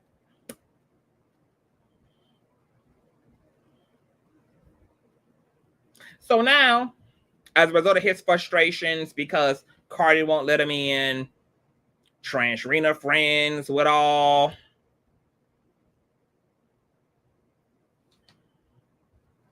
you know, he's on the outs. He feels lonely. He feels alone. He feels like nobody fuck with him. Let's get back to the main show. Nobody really fucks with Transrina Wiggins for the reasons that I said when I covered the Ken Barbie tea. Because you do this. Look at what you're doing to Official King Puzzy.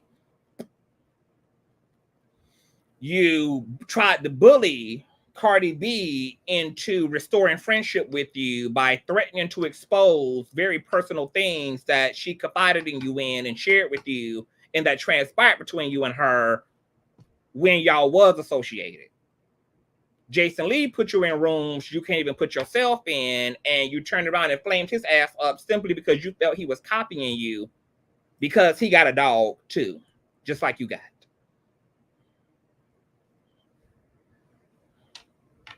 Think about what you did to T.S. Madison when she didn't even know she was your mother and that you was her fucking son. Dragged her to hell and back. Turned a molehill into a mountain because a bitch didn't know you needed an invite to be with her family because she thought you had your own.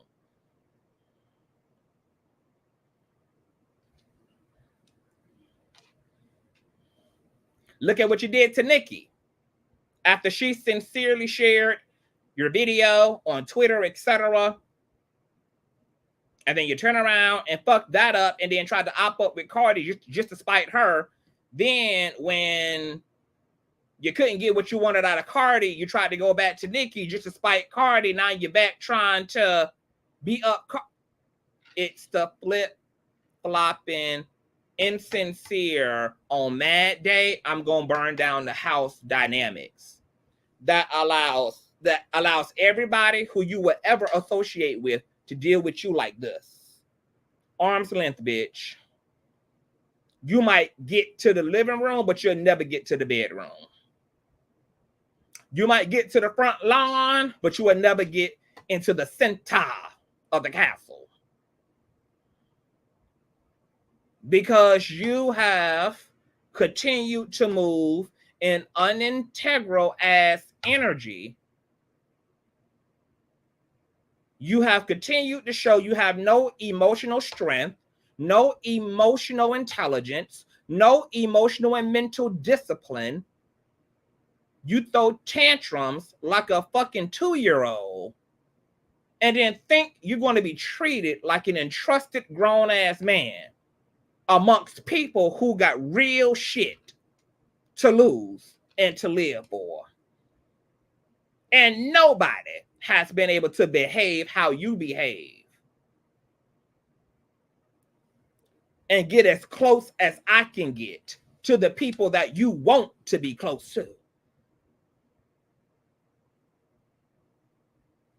See, they'll give you the cup, but they're going to provide me the motherfucking tea. Mm-hmm.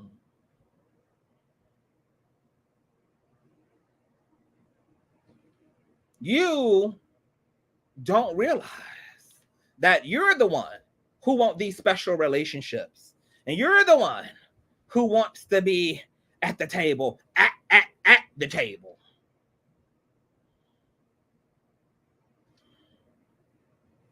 And the only way to do that is to know how to play the motherfucking game. How to pick and choose your motherfucking battles. How to show some self-restraint because you know that you got people you want to deal with and you want to be close to. But as long as you keep unhinging, as long as you keep crashing the fuck out, you'll be giving everybody who might be considering bringing you in a little closer receipts to throwing caution to the motherfucking wind instead, because you cannot be trusted. A man who has done nothing to you but flew you out and super chatted you enough for you to build a studio,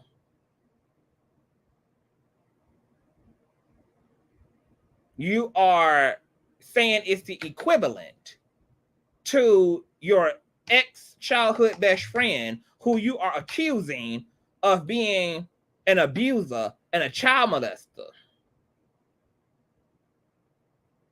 There wasn't even any real reason for Larry's name to even have to come the fuck up. But you wanted it to come the fuck up. You needed to find a way for it to come the fuck up. And you let what you meant to say come out your mouth because it's always been coming out of your mouth, which is why I brought up the Storm Monroe, Larry Reid sit down, where you could barely contain yourself because you always believe that. Now, I want to make this clear as a disclaimer.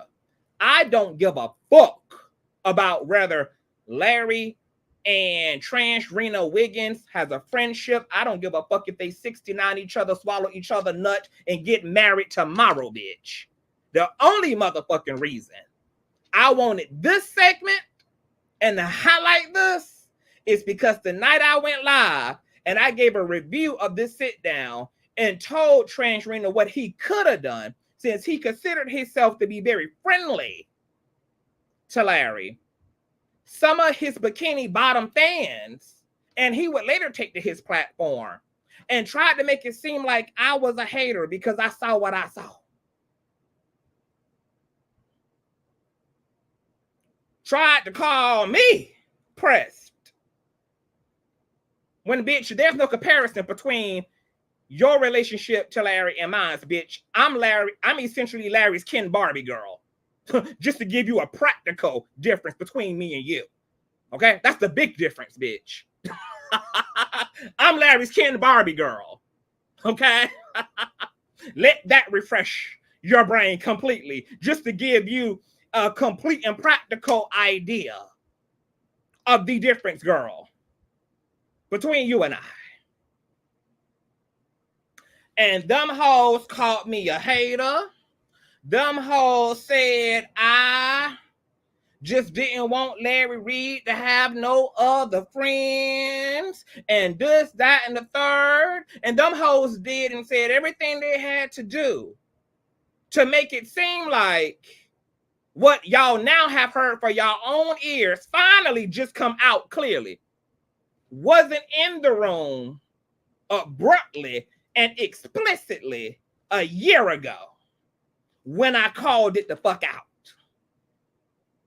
This segment is about me being right, bitch. If Larry and Transrina Wiggins jump on a live today or next week, girl, and play patty cat and act like they're all good, girl, that's between them and them. This is me and Joe Jane and me being right because bitches had the nerve to claim that I was controlling and I was territorial and I was just jealous. Bitch, jealous of what? Larry has never had to do nothing for me. He ain't never had to fly me out. He ain't never had to put me up. Bitch, he ain't never had to pay none of my bills. He never had to. Bitch, I've never given struggle. Ever. He can talk to you about what I've done for him for years. Okay? See, I'm the bitch you hoes are actually really pressed about because y'all really know what time it is. You don't gaslight me by thinking that you got something that we all know you don't.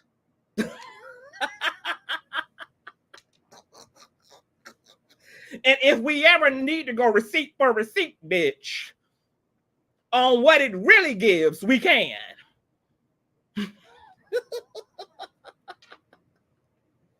See, the big difference, bitch, is I can do for my friends, and I do. When Larry lost his grandmother a few months ago, I bet what none of you motherfucking bitches did was send Larry an expensive bouquet to his home to commemorate and send your fucking condolences, because he's not just an object. He's an actual fucking man and a human being. And I treat him like one. I bet you when he went in this year to get a prostate exam, you didn't send him flowers and a card and a care package just to be supportive, because you hoes are really not a friend to anybody. Y'all exploit and y'all use fucking people.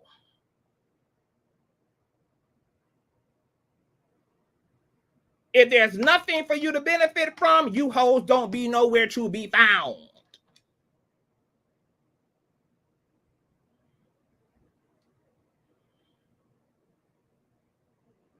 I have given equally to any motherfucking thing I've received. And if you really want to know the true tea, bitch, there's something that I did just this year that Larry could never in his motherfucking life pay me back for ever.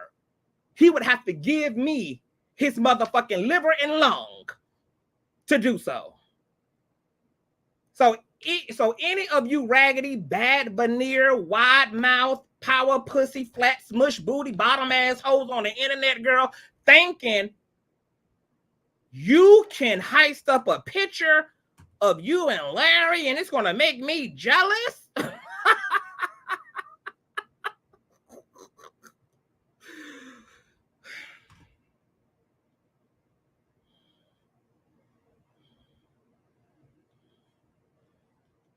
So can I.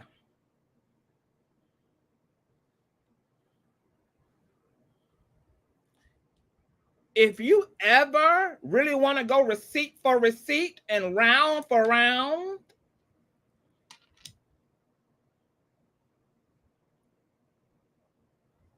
about what's really been given,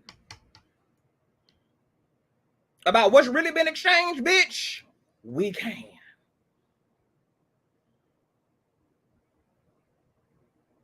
I will never have to worry about any of you pussy assholes taking my spot, because none of you hoes have and will ever be willing to bring to the table what it is I bring to the fucking table. Right now, bitch, I am the goddamn table. Okay? It's a false equivalency.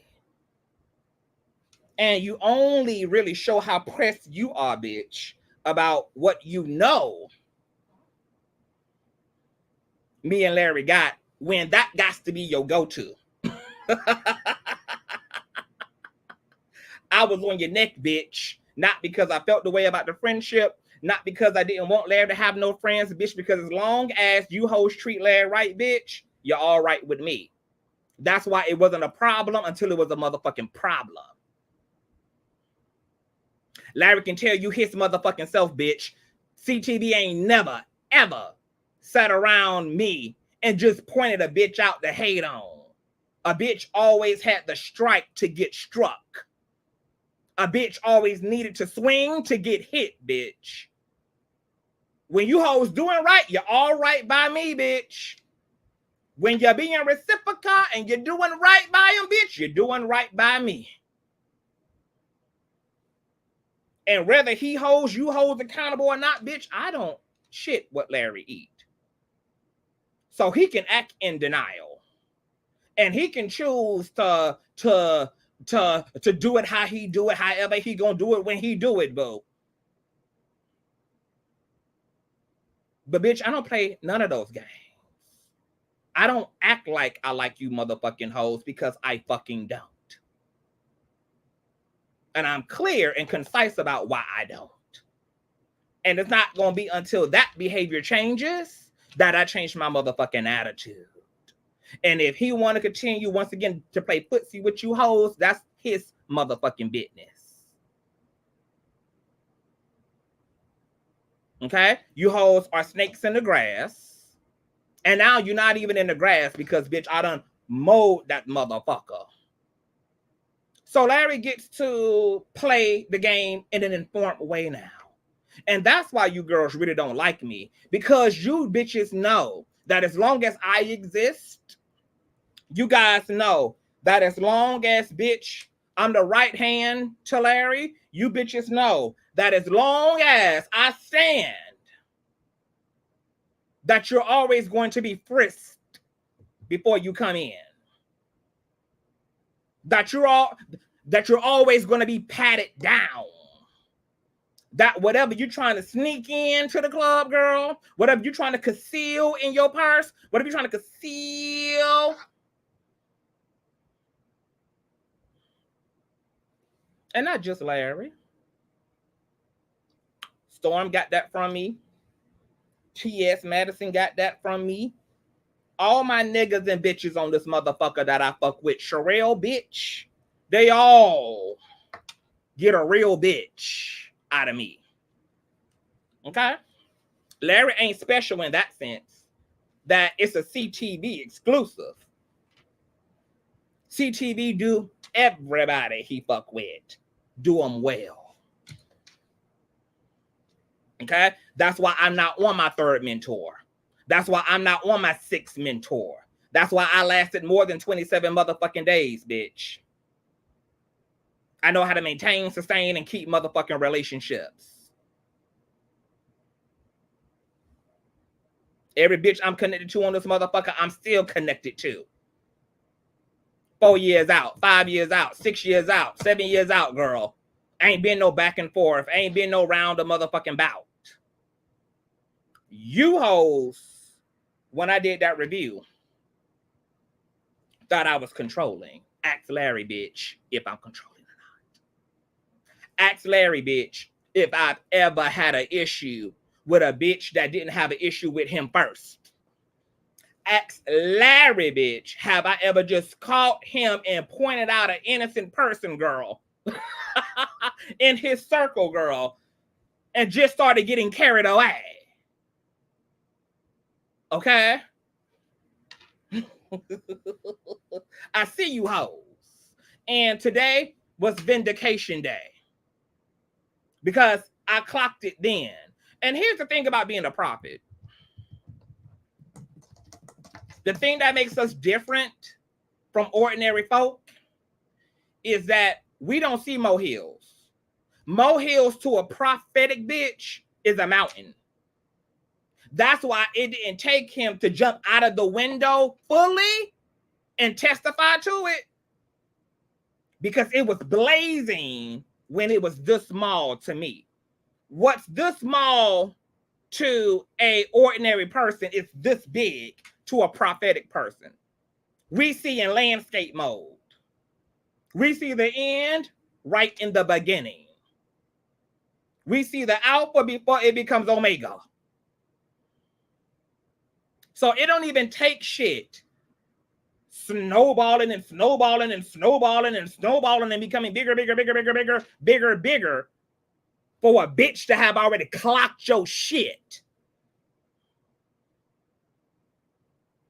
Bitch, I'm a intuitive, empathic Scorpio and a whole fucking mystic and prophetic ass motherfucker. I'ma always see you motherfucking hoes. Okay? And I'm always gonna be vindicated, bitch. I'ma always be right, bitch. I'ma always have the receipts, bitch. God gonna always make you hoes a footstool of me, bitch. Always. My claims today will be facts tomorrow. Bitch, that's why motherfuckers put respect on my motherfucking name and on my motherfucking channel, bitch. And that's why you hoes can't stand me, and I love it. I love it, bitch. Because I'm not supposed to be takeable, ho. The plan is to die untakeable, bitch. Built for it, tough girl, strong enough for a man and soft enough for a motherfucking lady, bitch. Okay? Now let's get to the rest of this commentary. And then I'm going to conclude. And if we need to do an after show, we can. Let's continue to listen, girl, because the commentator, I am gold, honey, was spooked and nervous when she got to the Larry Reid part, child. Let me change my microphone over, agree? Let me do a agree.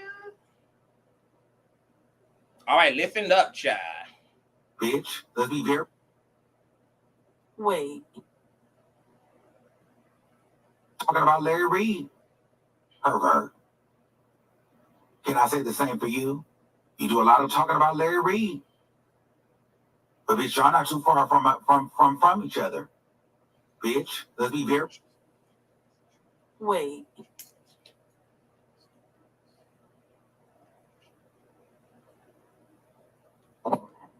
Well, I ain't had my mic on. So he said, not too far from Larry Reid. But ain't they friends? Ain't they friends? Like, don't he talk to Larry on like a friend level? Not you throwing Larry under the bus to prove a point. Not him throwing Larry out of the bus, bitch. Play with them fraudulent ass foster kids you got. Don't play with me. And I dare you to say I'm lying, bitch. I will post your picture and do a 20-part series and interview every young nigga that you made feel uncomfortable, bitch. You're a weirdo. You try to manipulate straight men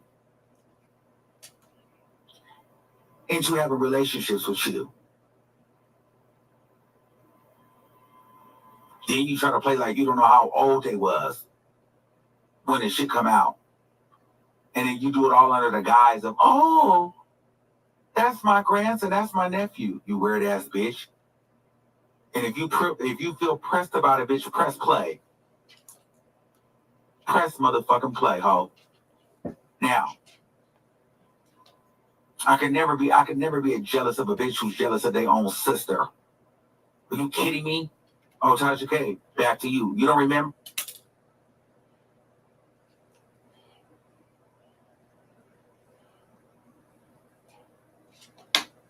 Hold on, I think sis had blocked out a little bit. Hold on. Speed the thing up. Know enough about them.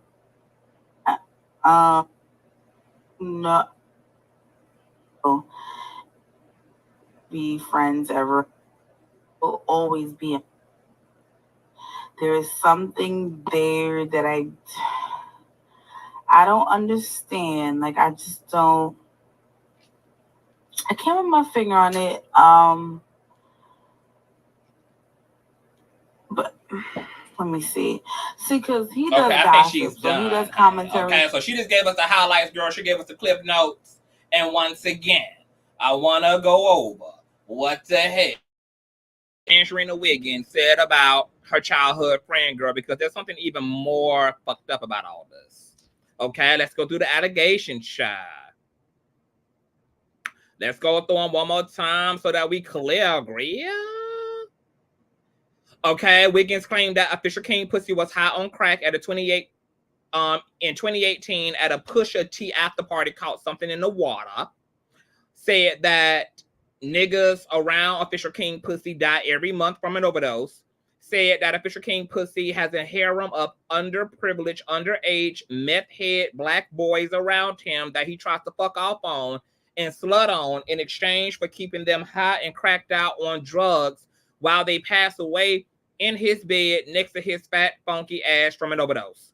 Said that Official King Pussy needs to be investigated for a Mexican boy that he picked up from Hammer Lane, who he got busted for freaking on when the Mexican boy's mammy walked in. And since he using the term boy, I assumed that this person was a minor or just over the consent age. Said that he need to be investigated for a little boy whose hair he went to go cut in Sacramento, and the boy slipped into a seizure because King Pussy made the boy so uncomfortable. Said King Pussy was crying to Horseface's friends over their failed relationship in the club. Said that Official King Pussy was outside the Paradise nightclub one time crying on the side of Horseface's carriage about some straight boy he only knew for 10 motherfucking minutes. Told King Pussy to sue him if he lying, but the Pussy already said he ain't coined enough to do so. Wendy Wiggins said that Pussy be acting like he know him, but he don't, but he do. Said Official King Pussy can call him a drug addict, but what he can't call him is a trick and a pervert, which he already has done both of those things. Said Official King Pussy talks about Larry Reid being a pedo when him and Larry ain't too far from each other, that they both live on Pedo Boulevard, basically. Said that King Pussy has a bunch of fraudulent ass foster kids that he fake claiming on his taxes, and if King Pussy keep playing with him, he gonna interview every last single one of their asses. Says that he manipulates underage straight men into having relations with him, and then when the age comes out, he acts dumb and tries to conceal the pedophilicness by calling them minors his nephews. King Pussy already, once again, made a bunch of egregious claims about Wiggins, from him sleeping with HIV positive dudes, doing drugs, storing his cocaine in a golden flask on his desk, to being homeless and needing to live, eat, and ride off Official King Pussy's resources at time. King Pussy also claimed that he had surveillance footage from his home during the time that Wendy Wiggins lived with him, of Wiggins bringing random niggas in his house to be bust down on the futon, while Wiggins' actual boyfriend was at work slaving over a hot grill at Wendy's, girl, to make ends meet.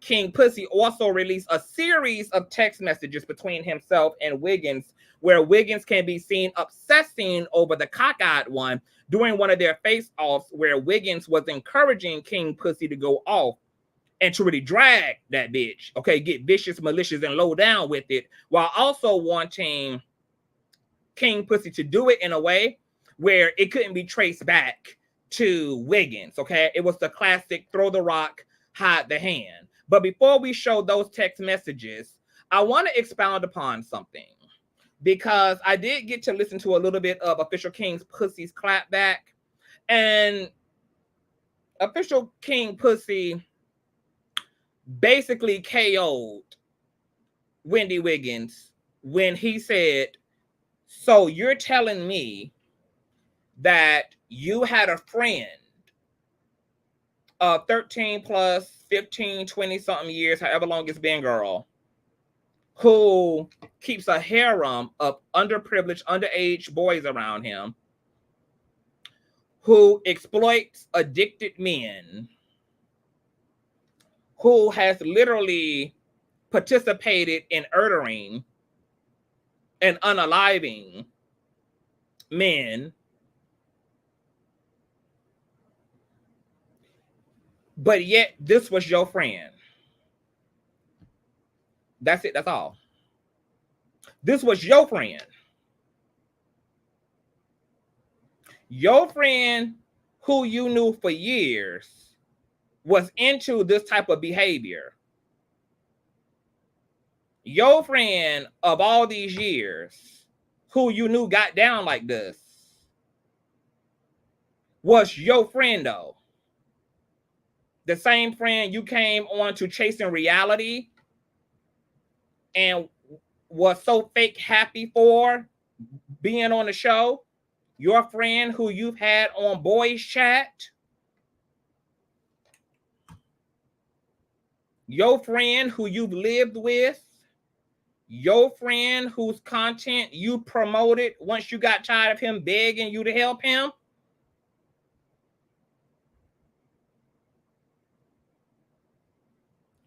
This was your friend who was into all this criminality, all this underage abuse, who you never once called the police on.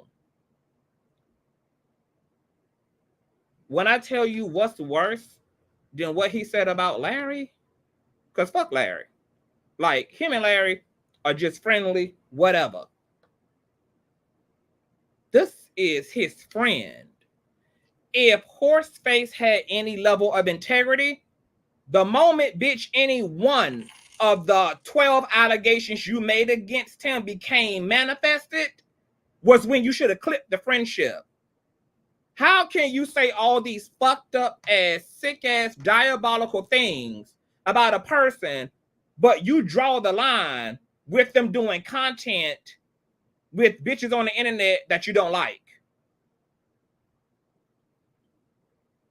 So it was okay for him to be with underage boys, blowing these niggas' hearts out through feeding them drugs, as long as he could be a benefit to you. Does Wiggins know what he's actually saying and admitting about his fucking self? That you were with all the shits and you didn't care that he was out here abusing straight men, that he was out here abusing other men of the community, that he was out here taking advantage of fucking teenagers? And you bear witness and was aware of all of this fucking tea. This is your tea, not Jaguar tea, not secondhand information, because this is why you double dared him to sue you, because you could prove it. This was shit you witnessed and knew. Shit he confided in you in. Shit you saw for yourself in the peripheral of y'all's relationship, and the friendship don't come to an end because he's that type of bitch. The friendship don't come to an end because he's a pedophile. The friendship don't come to an end, girl, because he's running amok and he's motherfucking the official Epstein out here in these streets, bitch. He's giving King Kelly in this motherfucker. Giving the official Cosby show in this bitch. Oh no, that's not when the friendship ends, girl. The friendship ends when he starts dealing with Unhinged and Nick at Night and the Cockeyed show and all of this and all of that. Wow. Wow. Wow. Wow. Wow. Wow. So this would also explain why you're okay with believing what you believe about Larry, but you're going to tether and try to sustain the proximity you got, because as once again, long as you benefit, it don't matter what you know or what you think you motherfucking know. Because that's how shallow and empty and fucked up you is as a nigga. And I would actually say that you're worse than King Pussy. Because you the kind of bitch who will protect the king pussies. These are things you claim you know. You the kind of bitch who will turn an absolute and utter blind eye off of what you know to be facts about somebody else's behavior. It's one thing for your friend to be as sick as official King Pussy is, allegedly. But it's even worse that you so-called being a reasonably moral, decent human being would not be proactive about getting your friend help or getting those boys who's dying and being sexually taken advantage of motherfucking help. Because your friend out here in these LA, Texas, Alabama, Georgia streets swallowing them up, girl. But you so fucking narcissistic and vain that anything can happen under your watch. Anything can happen in front of you.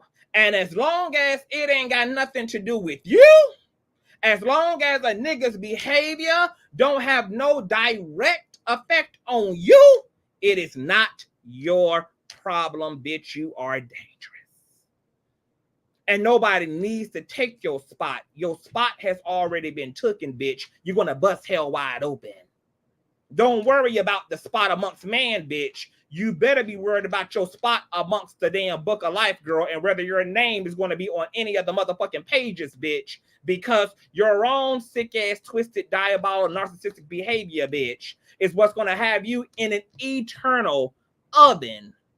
Flank the fuck up, girl, because your spot has been taken, girl.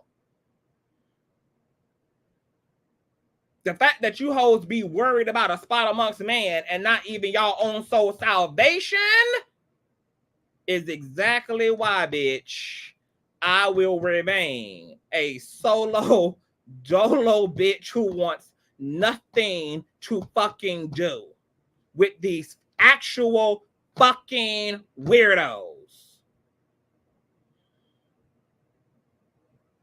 The fact that you think you out here getting ahead while you just admitted to being a bitch who protects people that you know to be pedos, aka your official friend. Bitch, you are the super weirdo of all the goddamn weirdos. If that's who you're saying that nigga is, and you've been friends with him for that motherfucking long, and you bear witness to that shit, bitch, then who the fuck are you?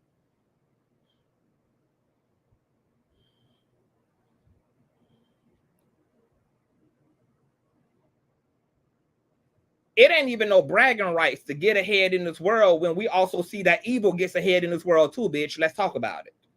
Donald Trump gets ahead too, bitch. Okay, he got immunity from 34 motherfucking crimes he was found to be guilty of. So, bitch, you getting ahead in this system doesn't imply nothing about you being anointed, nothing about you being more blessed, nothing about you being more deserving, more worthy, no nothing, bitch, because fucked up ass people get ahead in this same motherfucking system that righteous people win in as well. What you just admitted to, girl, is that you win because you cheat the system. You don't make no actual sacrifices. You don't play the game fairly. Bitch didn't even get TGIF off the strength of his talent. You got it off of association to a producer on the show.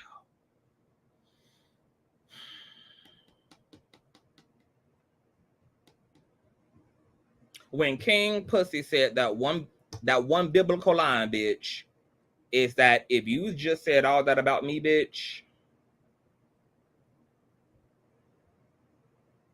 And you been friends with me up until I started fucking with hoes you don't fuck with? What the fuck does that say about you?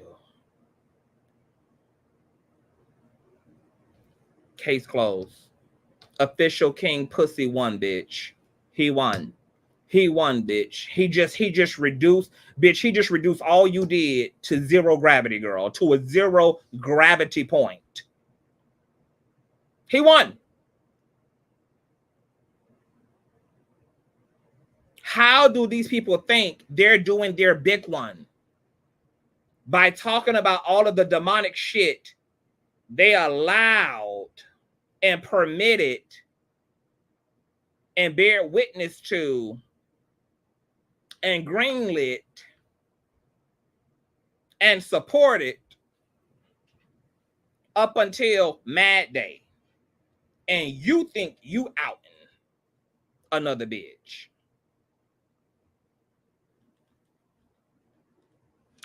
That's some weird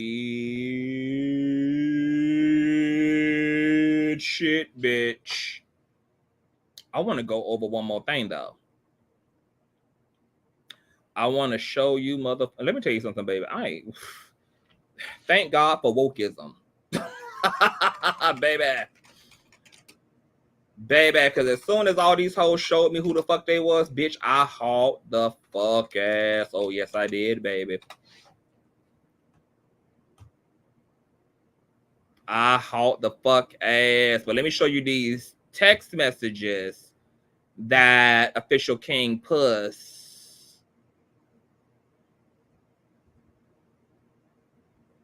put forth.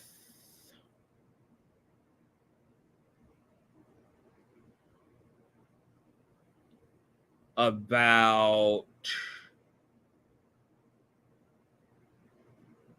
motherfucking, hold on, y'all. He might have deleted them. If he did, good, because bitch, I ain't going nowhere to buy him or to find them. If they ain't right here, I ain't going nowhere to buy them or to motherfucking find them, bitch.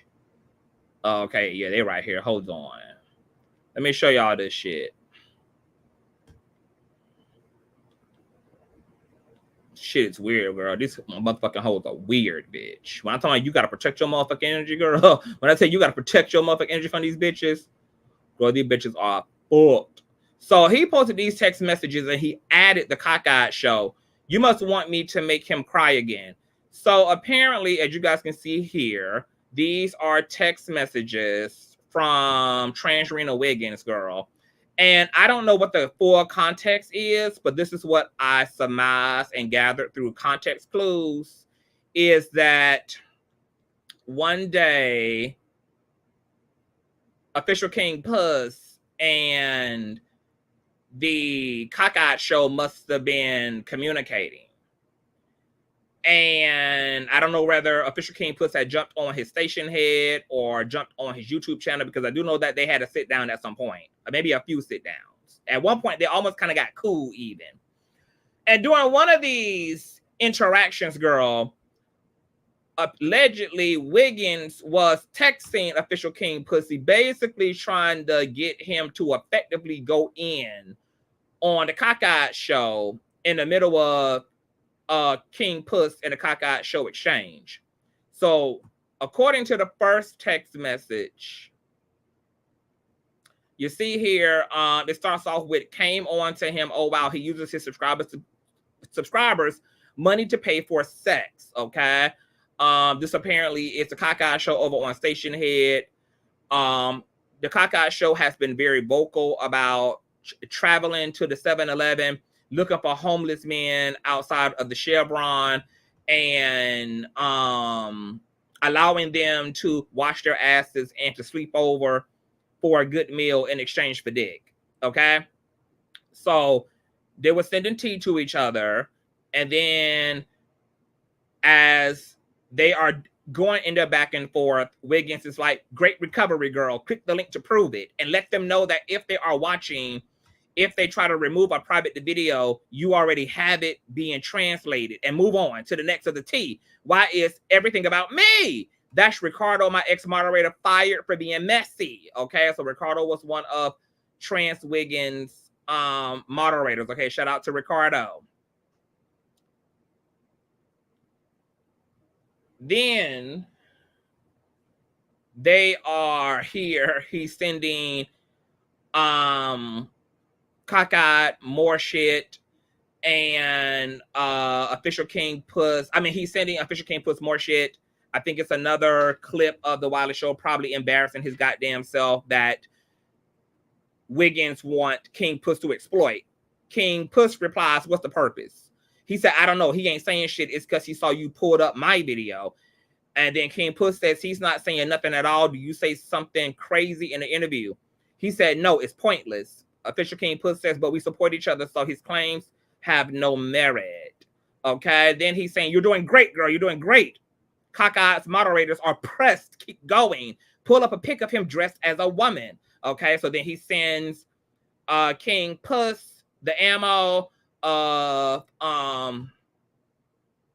the trans showgirl. You know, all these girls really want to be girls, girl. Okay, they think that they clocking me, girl, about being a man in extensions and with bundles, bitch. But I'm very clear about the fact that I embrace my femininity, bitch. Okay, what I want all these hoes to do is come out, girl, already. We know you bitches are hyper feminine. All y'all take big dick in those big old garages that y'all have as assholes. Okay, let's not bottom shame here, honey. It's okay if you're giving big woman.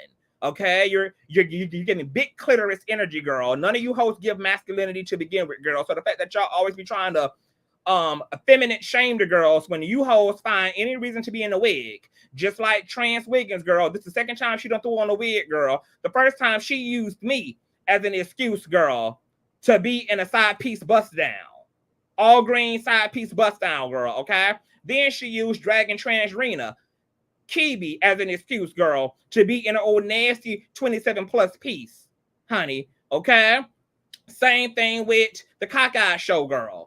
Okay, any reason, girl, to be in a skirt and some heels and some panties and some bras, girl. It's okay if you are one of the girls. You girls are giving girl any fucking way. You might as well slap a wig on top. Just slap a wig on top of it. Okay, so the text messages continue to proceed. This is when, girl, he starts to get low-key possessed, girl. Okay, he's experiencing the energy and the power of the Baphomet at this point, girl. Wiggins is saying he's deflecting, stay on his neck. He's not addressing you or anything you proved in that video. He's crying on live, he's crying. Official King Puss is like, wow, send a link, send a link, send a link. Okay, so, and I don't know if this is all from the same day or this is different times. I don't know what's going on, girl. Okay, but this is what it's given. Then Wiggins is like, this is why I'm not commenting because they want to blame me. She's scheduled a live, like I don't fuck with you. Stay on her fucking neck, bitch. You're doing great. Drag her FAGGOT ass. Now remember, I've been telling y'all that the girl self-hates. I've been telling y'all that the girl, honey, has some LGBTQIA internalized ass issues, honey. She transphobic, she homophobic, she feminine phobic, girl. Okay? Now she's calling another LGBT person a maggot, girl. Drag her maggot ass and call her out again for not confronting you. She keeps making it about me. Tell her to address you. Don't forget you're exclusive. Keep saying that you're growing. He's jealous. Make sure you promote your show tonight. This is good. Stop addressing them. Turn up the heat on the commentary. Go in, bitch. But he the same person that hates that I block people from being in his chat. Asks about his wish list and he's scamming. James Cooper can't make him be me. Give a teaser on the exclusive documents that you will be providing tonight to corroborate your story about money mismanagement. Girl, he's easy. Make him spill it all. Cockeyed owes him money. No, stay on him. He is a victim defending his predator. This is a classic case of assault. Don't drop the ball. Turn this into an exclusive. Keep going. Make him cry, bitch. This is good. Get in your Iyanla Vanzant bag. Again, that assault spreading lies. That they were dating. Bring it back to the assault is getting sloppy, bitch. Baby, this bitch was pressing, girl, puppeteering at a 2.0 O level, girl. Bitch was losing her mind in the text message, girl. Full on demonically possessed, girl. Now, where the fuck is Larry when you need him to go and exorcise demons out of this damn bitch, girl? Okay, this bitch texting in all caps, girl. She about to break the keyboard on her motherfucking boost, bitch. She is in there, honey. Fully focused, girl. Okay? And then this is the last message that was sent is Wiley being completely bloated, bitch. And it brings all of the rumors completely to the forefront when Donut had put out that Wiggins is obsessed with other YouTubers. He comes on this bitch and acts like he's not pressed about any of us, girl. Even though he's given us all the attention he claimed he would never, girl. Okay? Donut alleged that Wiggins caught him one time with 6 damn different devices in the background. The Cockeyed show playing on one bitch. Hoes, other content creators playing on the other's, girl. And we know that to be the case. We know all these girls are Cardi B bothered, girl. They're actually insecure. They can't take being critiqued and talked about, girl. They actually feel inferior towards smaller content creators because it's not about that. A lot of the girls know that a lot of the girls who they can't stand actually got it. Deep down, Transrina Wiggins believed that the Cockeyed show actually got it. He's scared for that bitch to actually make it. That's why he's trying to squash that bitch and any opportunity there is for him to become it. The same thing with me. The same thing with Official King Puzzy. Look at how Official King Puzzy was not worth the energy until Official King Puzzy coming out with his own show, The House of Pain. He's producing his own shit. He's transcending YouTube. And now, because he's transcending YouTube, because he's doing his big one and flexing his flex, he's now becoming more of a threat to Transrina Wiggins. So now she don't mind taking to the main platform to do what she claimed she was not going to give and do to these girls because they were not deserving of the main platform.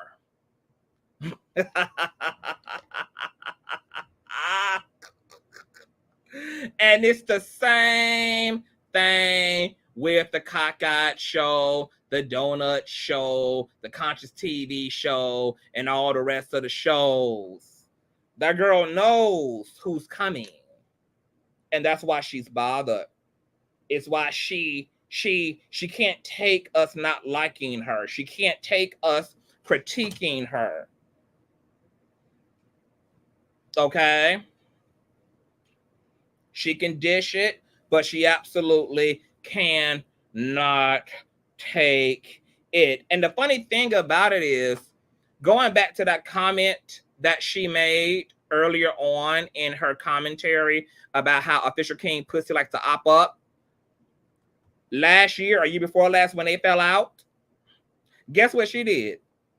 Instead of her taking to her own platform, girl, and just addressing Official King Puzzy, she went to Official King Puzzy's op at the time, which was, I think, Trees or Treeses.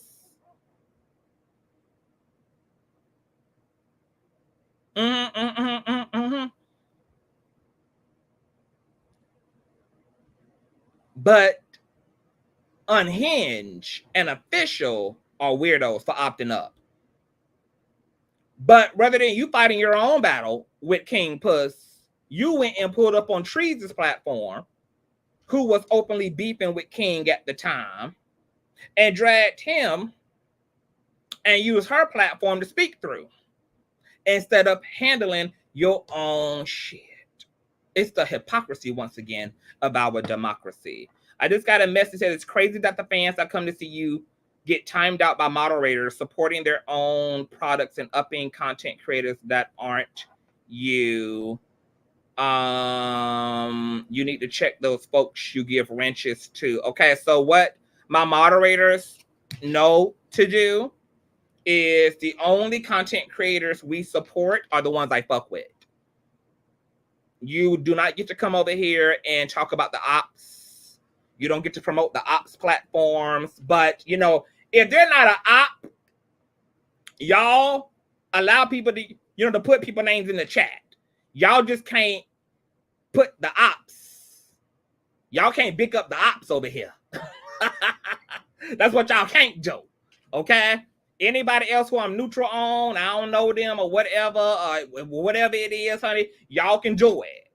Okay? But I had to get it for the mud up, baby. And we don't give them hosts no free for promotion except getting our click in the view. And even when we do, y'all see what I'm doing? I'm using prison names, bitch. Okay? I don't even have them hosts real names in my titles. So damn sure there would be not nobody else dropping no damn government names if I ain't even dropping no government names and using no goddamn government names, okay? So just etc., girl. So my end conclusion here is thank you, Wiggins, for vindicating me, because some people called me a hater and called me controlling and called me all this type of things because I saw who you was from the beginning, which is why I clipped you after you jumped out the window and agreed with that bitch for what she did to me and Larry. It was Larry's business if he wanted to continue and frolic with you and associate with you and all of that. I ain't want nothing to do with it, okay? And then when you further jumped out the window, when you sat in his face after he flew you out, girl, and basically told him in a friendly way that you believe he did what Levante said that he did, girl, you know, I called and chin checked you. I did. Because it was the audacity, and I'm mad. I ain't really mad, but, you know, I was like, I don't know why Larry didn't stand on business. Because Larry spoke very generally instead of putting the address on it. When Larry said, I don't mind people reporting on the shit, but just report the other side. That's what he should have told Wiggins to do directly to his face, bitch, is that if you're going to come up in this motherfucker and be all aware of what Unhinged done said and what Levante done said, you at least could be equally educated on what the fuck I've had to say in my fucking defense. You ain't never called me to get my side. You ain't never spent your own personal time like you did listening to the other side to listen to my side. And then you coming in here with all these strong ass motherfucking opinions, bitch, but you're not aware of none of the facts. You ain't bothered to be educated on none of the facts because that's just how low down and dysfunctional you hoes are. Okay? And that's a shame for them. You know. The thing about me, bitch, is I'll be good to niggas, but I'll never let a bitch play in my face. A bitch don't get to play in my face, bitch. There's going to be accountability. There's going to be friendly confrontation. There is. Because, bitch, I don't need nobody making me look worse than what I already make myself look. Bitch, you ain't supposed to be in my life to make me look worse, bitch. Okay? And I'm damn sure not going to inadvertently create a dynamic with somebody where I allow them to believe that they can do any motherfucking thing while still expecting proximity to me. Goodbye. Thank you for your services, bitch. Goodbye. Ain't gotta be no blood, bitch. Goodbye. And thank you for your services, bitch. And see, bitch, this is why it pays the cost to be the boss. Because when you got your own shit, bitch, you ain't gotta bow down. You ain't gotta stay in no fake ass relationships, bitch, and pussy pop. Okay? Because he needed a plane ticket and he needed a clout and he needed a click in the motherfucking view. He had to sit around and believe that Larry was all those things. But because he needed the moolah girl, he couldn't really stand on business, bitch. This is why it pays to really have your own shit. So that you can really hold these hoes to the fire. And you can stand on whatever your tea actually motherfucking is.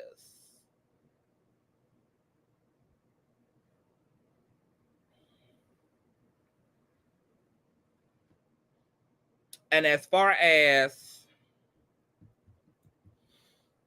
the situation between King Puss, girl, I'm gonna have to give the win to King Puss.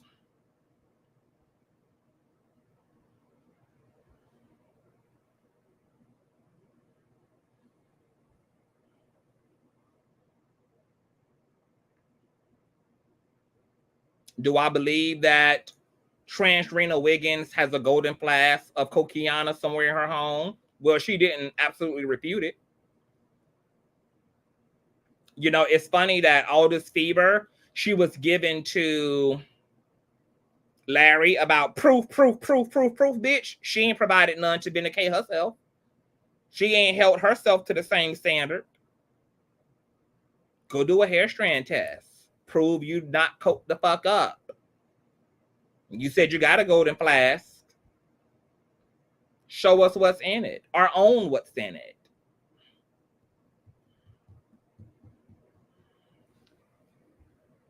He said you was around here chasing HIV positive people, which is your preference. But if you claiming that that ain't your tea,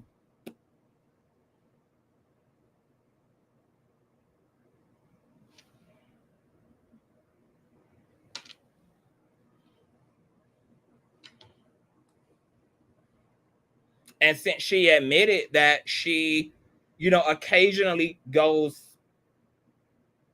skiing, girl, through the Alaskan mountains, I mean, you know, I mean, I'm gonna have, I mean, it's like, why not believe official King Puss?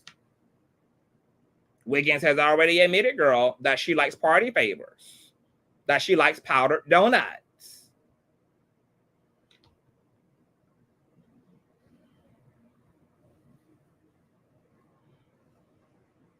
Wiggins claims against official King Puss. I believe it. It's people who get down like that. The Cockeyed Show is one of them. The Cockeyed Show boldly does story times about him exploiting 7-Eleven trade, girl.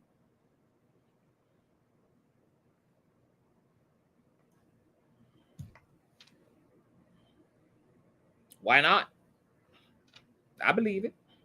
These are things that could be true. As Wiggins said to Larry about Levantre's allegations, too detailed. Well, Wiggins' allegations were very detailed about official. He called out nightclubs. He called out streets. He called out specific geographics, nationalities, ethnicities, girl. And on top of that, Wiggins gives me, I mean, he is an opportunist. I believe that he would do anything for a Klondike bar. And by him having a friend who was out here committing to all this fucking evil to people, proves that he's a classic delusional, diabolical opportunist. And he would do anything for it. And he proved that by staying in a relationship to a person like this until he got personally violated. But before he got personally violated, until him and King Payne had personal feelings, it was okay for King Puss to be this type of bitch. So these are all unconscious admissions of guilt on Wiggins' part. He just revealed to the world what type of motherfucker he is, has been, and will die as. And that's why I told the person who recently talked to me about Wiggins that there will never, ever be a time, girl, where there will never be a meeting of the minds. There will not be no shared work. There won't be a shared project. There won't be nothing. If you want to go make history with a bitch who got all this in his history, who done pretty much exposed, girl, that he's more dark-hearted than dark, that he's moralist, why in the fuck would I want to be in business with a bitch like this? Why would I want to make history with a bitch like this?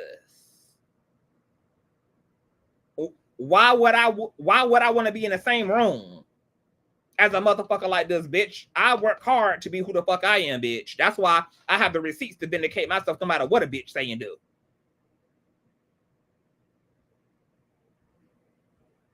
Have no interest. And then I have already been here and done this with this girl, so I have my own personal experience of how delusional and weird and disloyal this bitch is. I have my own personal experience. So I don't even need nobody else's experience. But other people's experiences help to corroborate my own experience. This is the same girl who listened to a manic, mentally ill, cockeyed show and allowed the cockeyed show to convince him to exploit him being manic, him being put in a psych ward by going and interviewing his parents who he knew he wasn't on good terms with because the cockeyed show thought that it would be great content. And Wiggins, who's supposed to be the friend and the level-headed one in the situation, decided it's a good idea for me to exploit you while you're going through a real-life crisis. And then because the cockeyed show so delusional, this bitch actually is upset at Wiggins for actually entertaining the agenda and the recommendation when he too is with the shits both sober and mentally ill.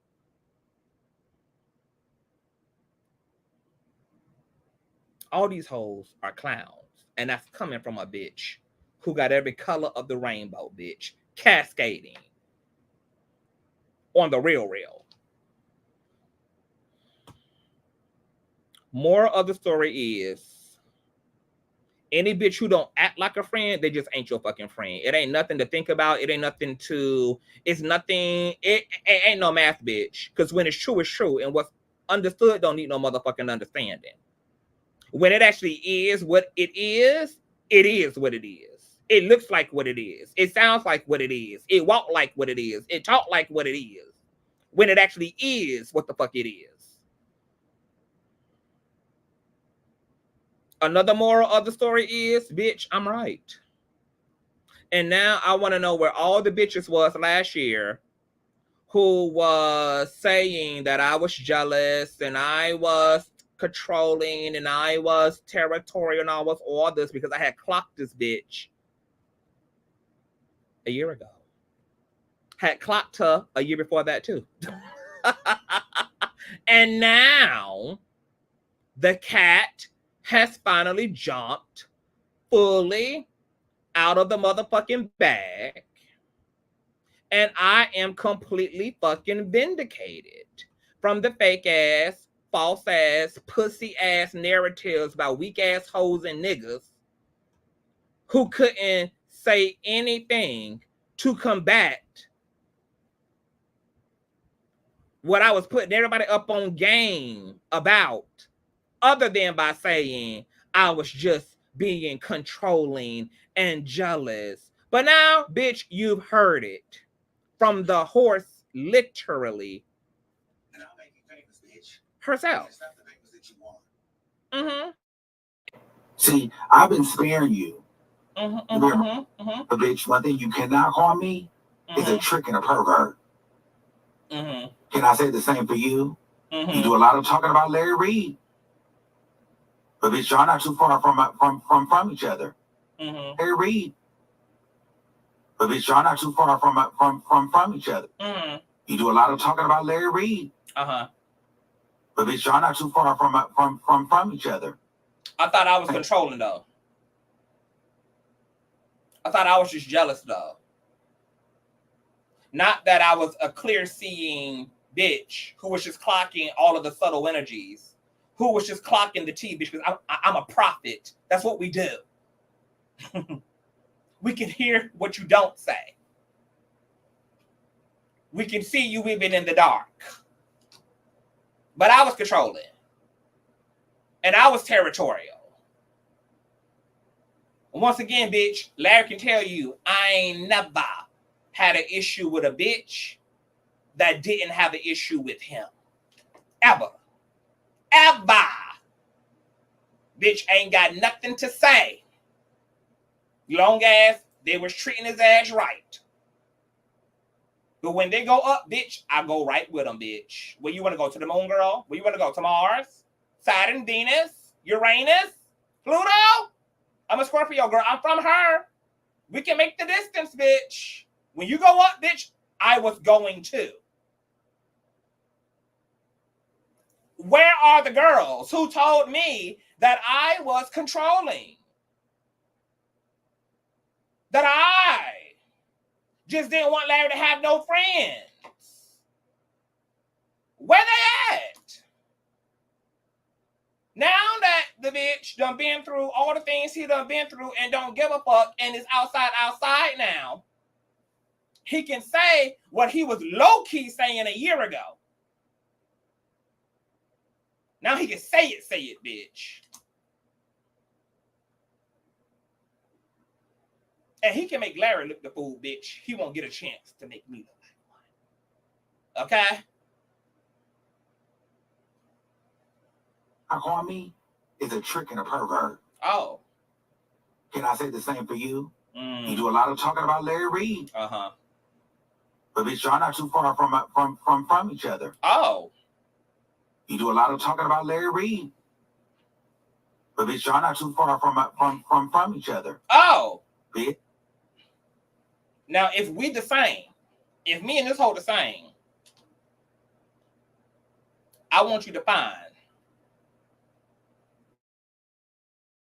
anywhere on this motherfucker in the past 7 years, bitch,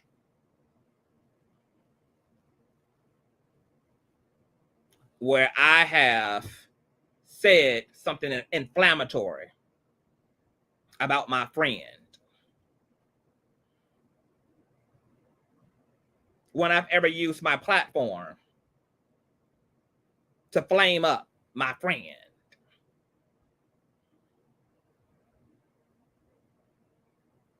And you think, bitch, you got something I need to be jealous of. Girl, I know exactly why Larry deals with any of you hoes. I'm very clear. I'm just gonna continue to be on you bitches' necks because it's fun. And you hoes just walk right into the punches. And until the behavior change, bitch, I'ma always remind you of who the fuck your in fact is. And I just want to know where all the pussy assholes are from a year ago. Who called me everything but an all-seeing child of God.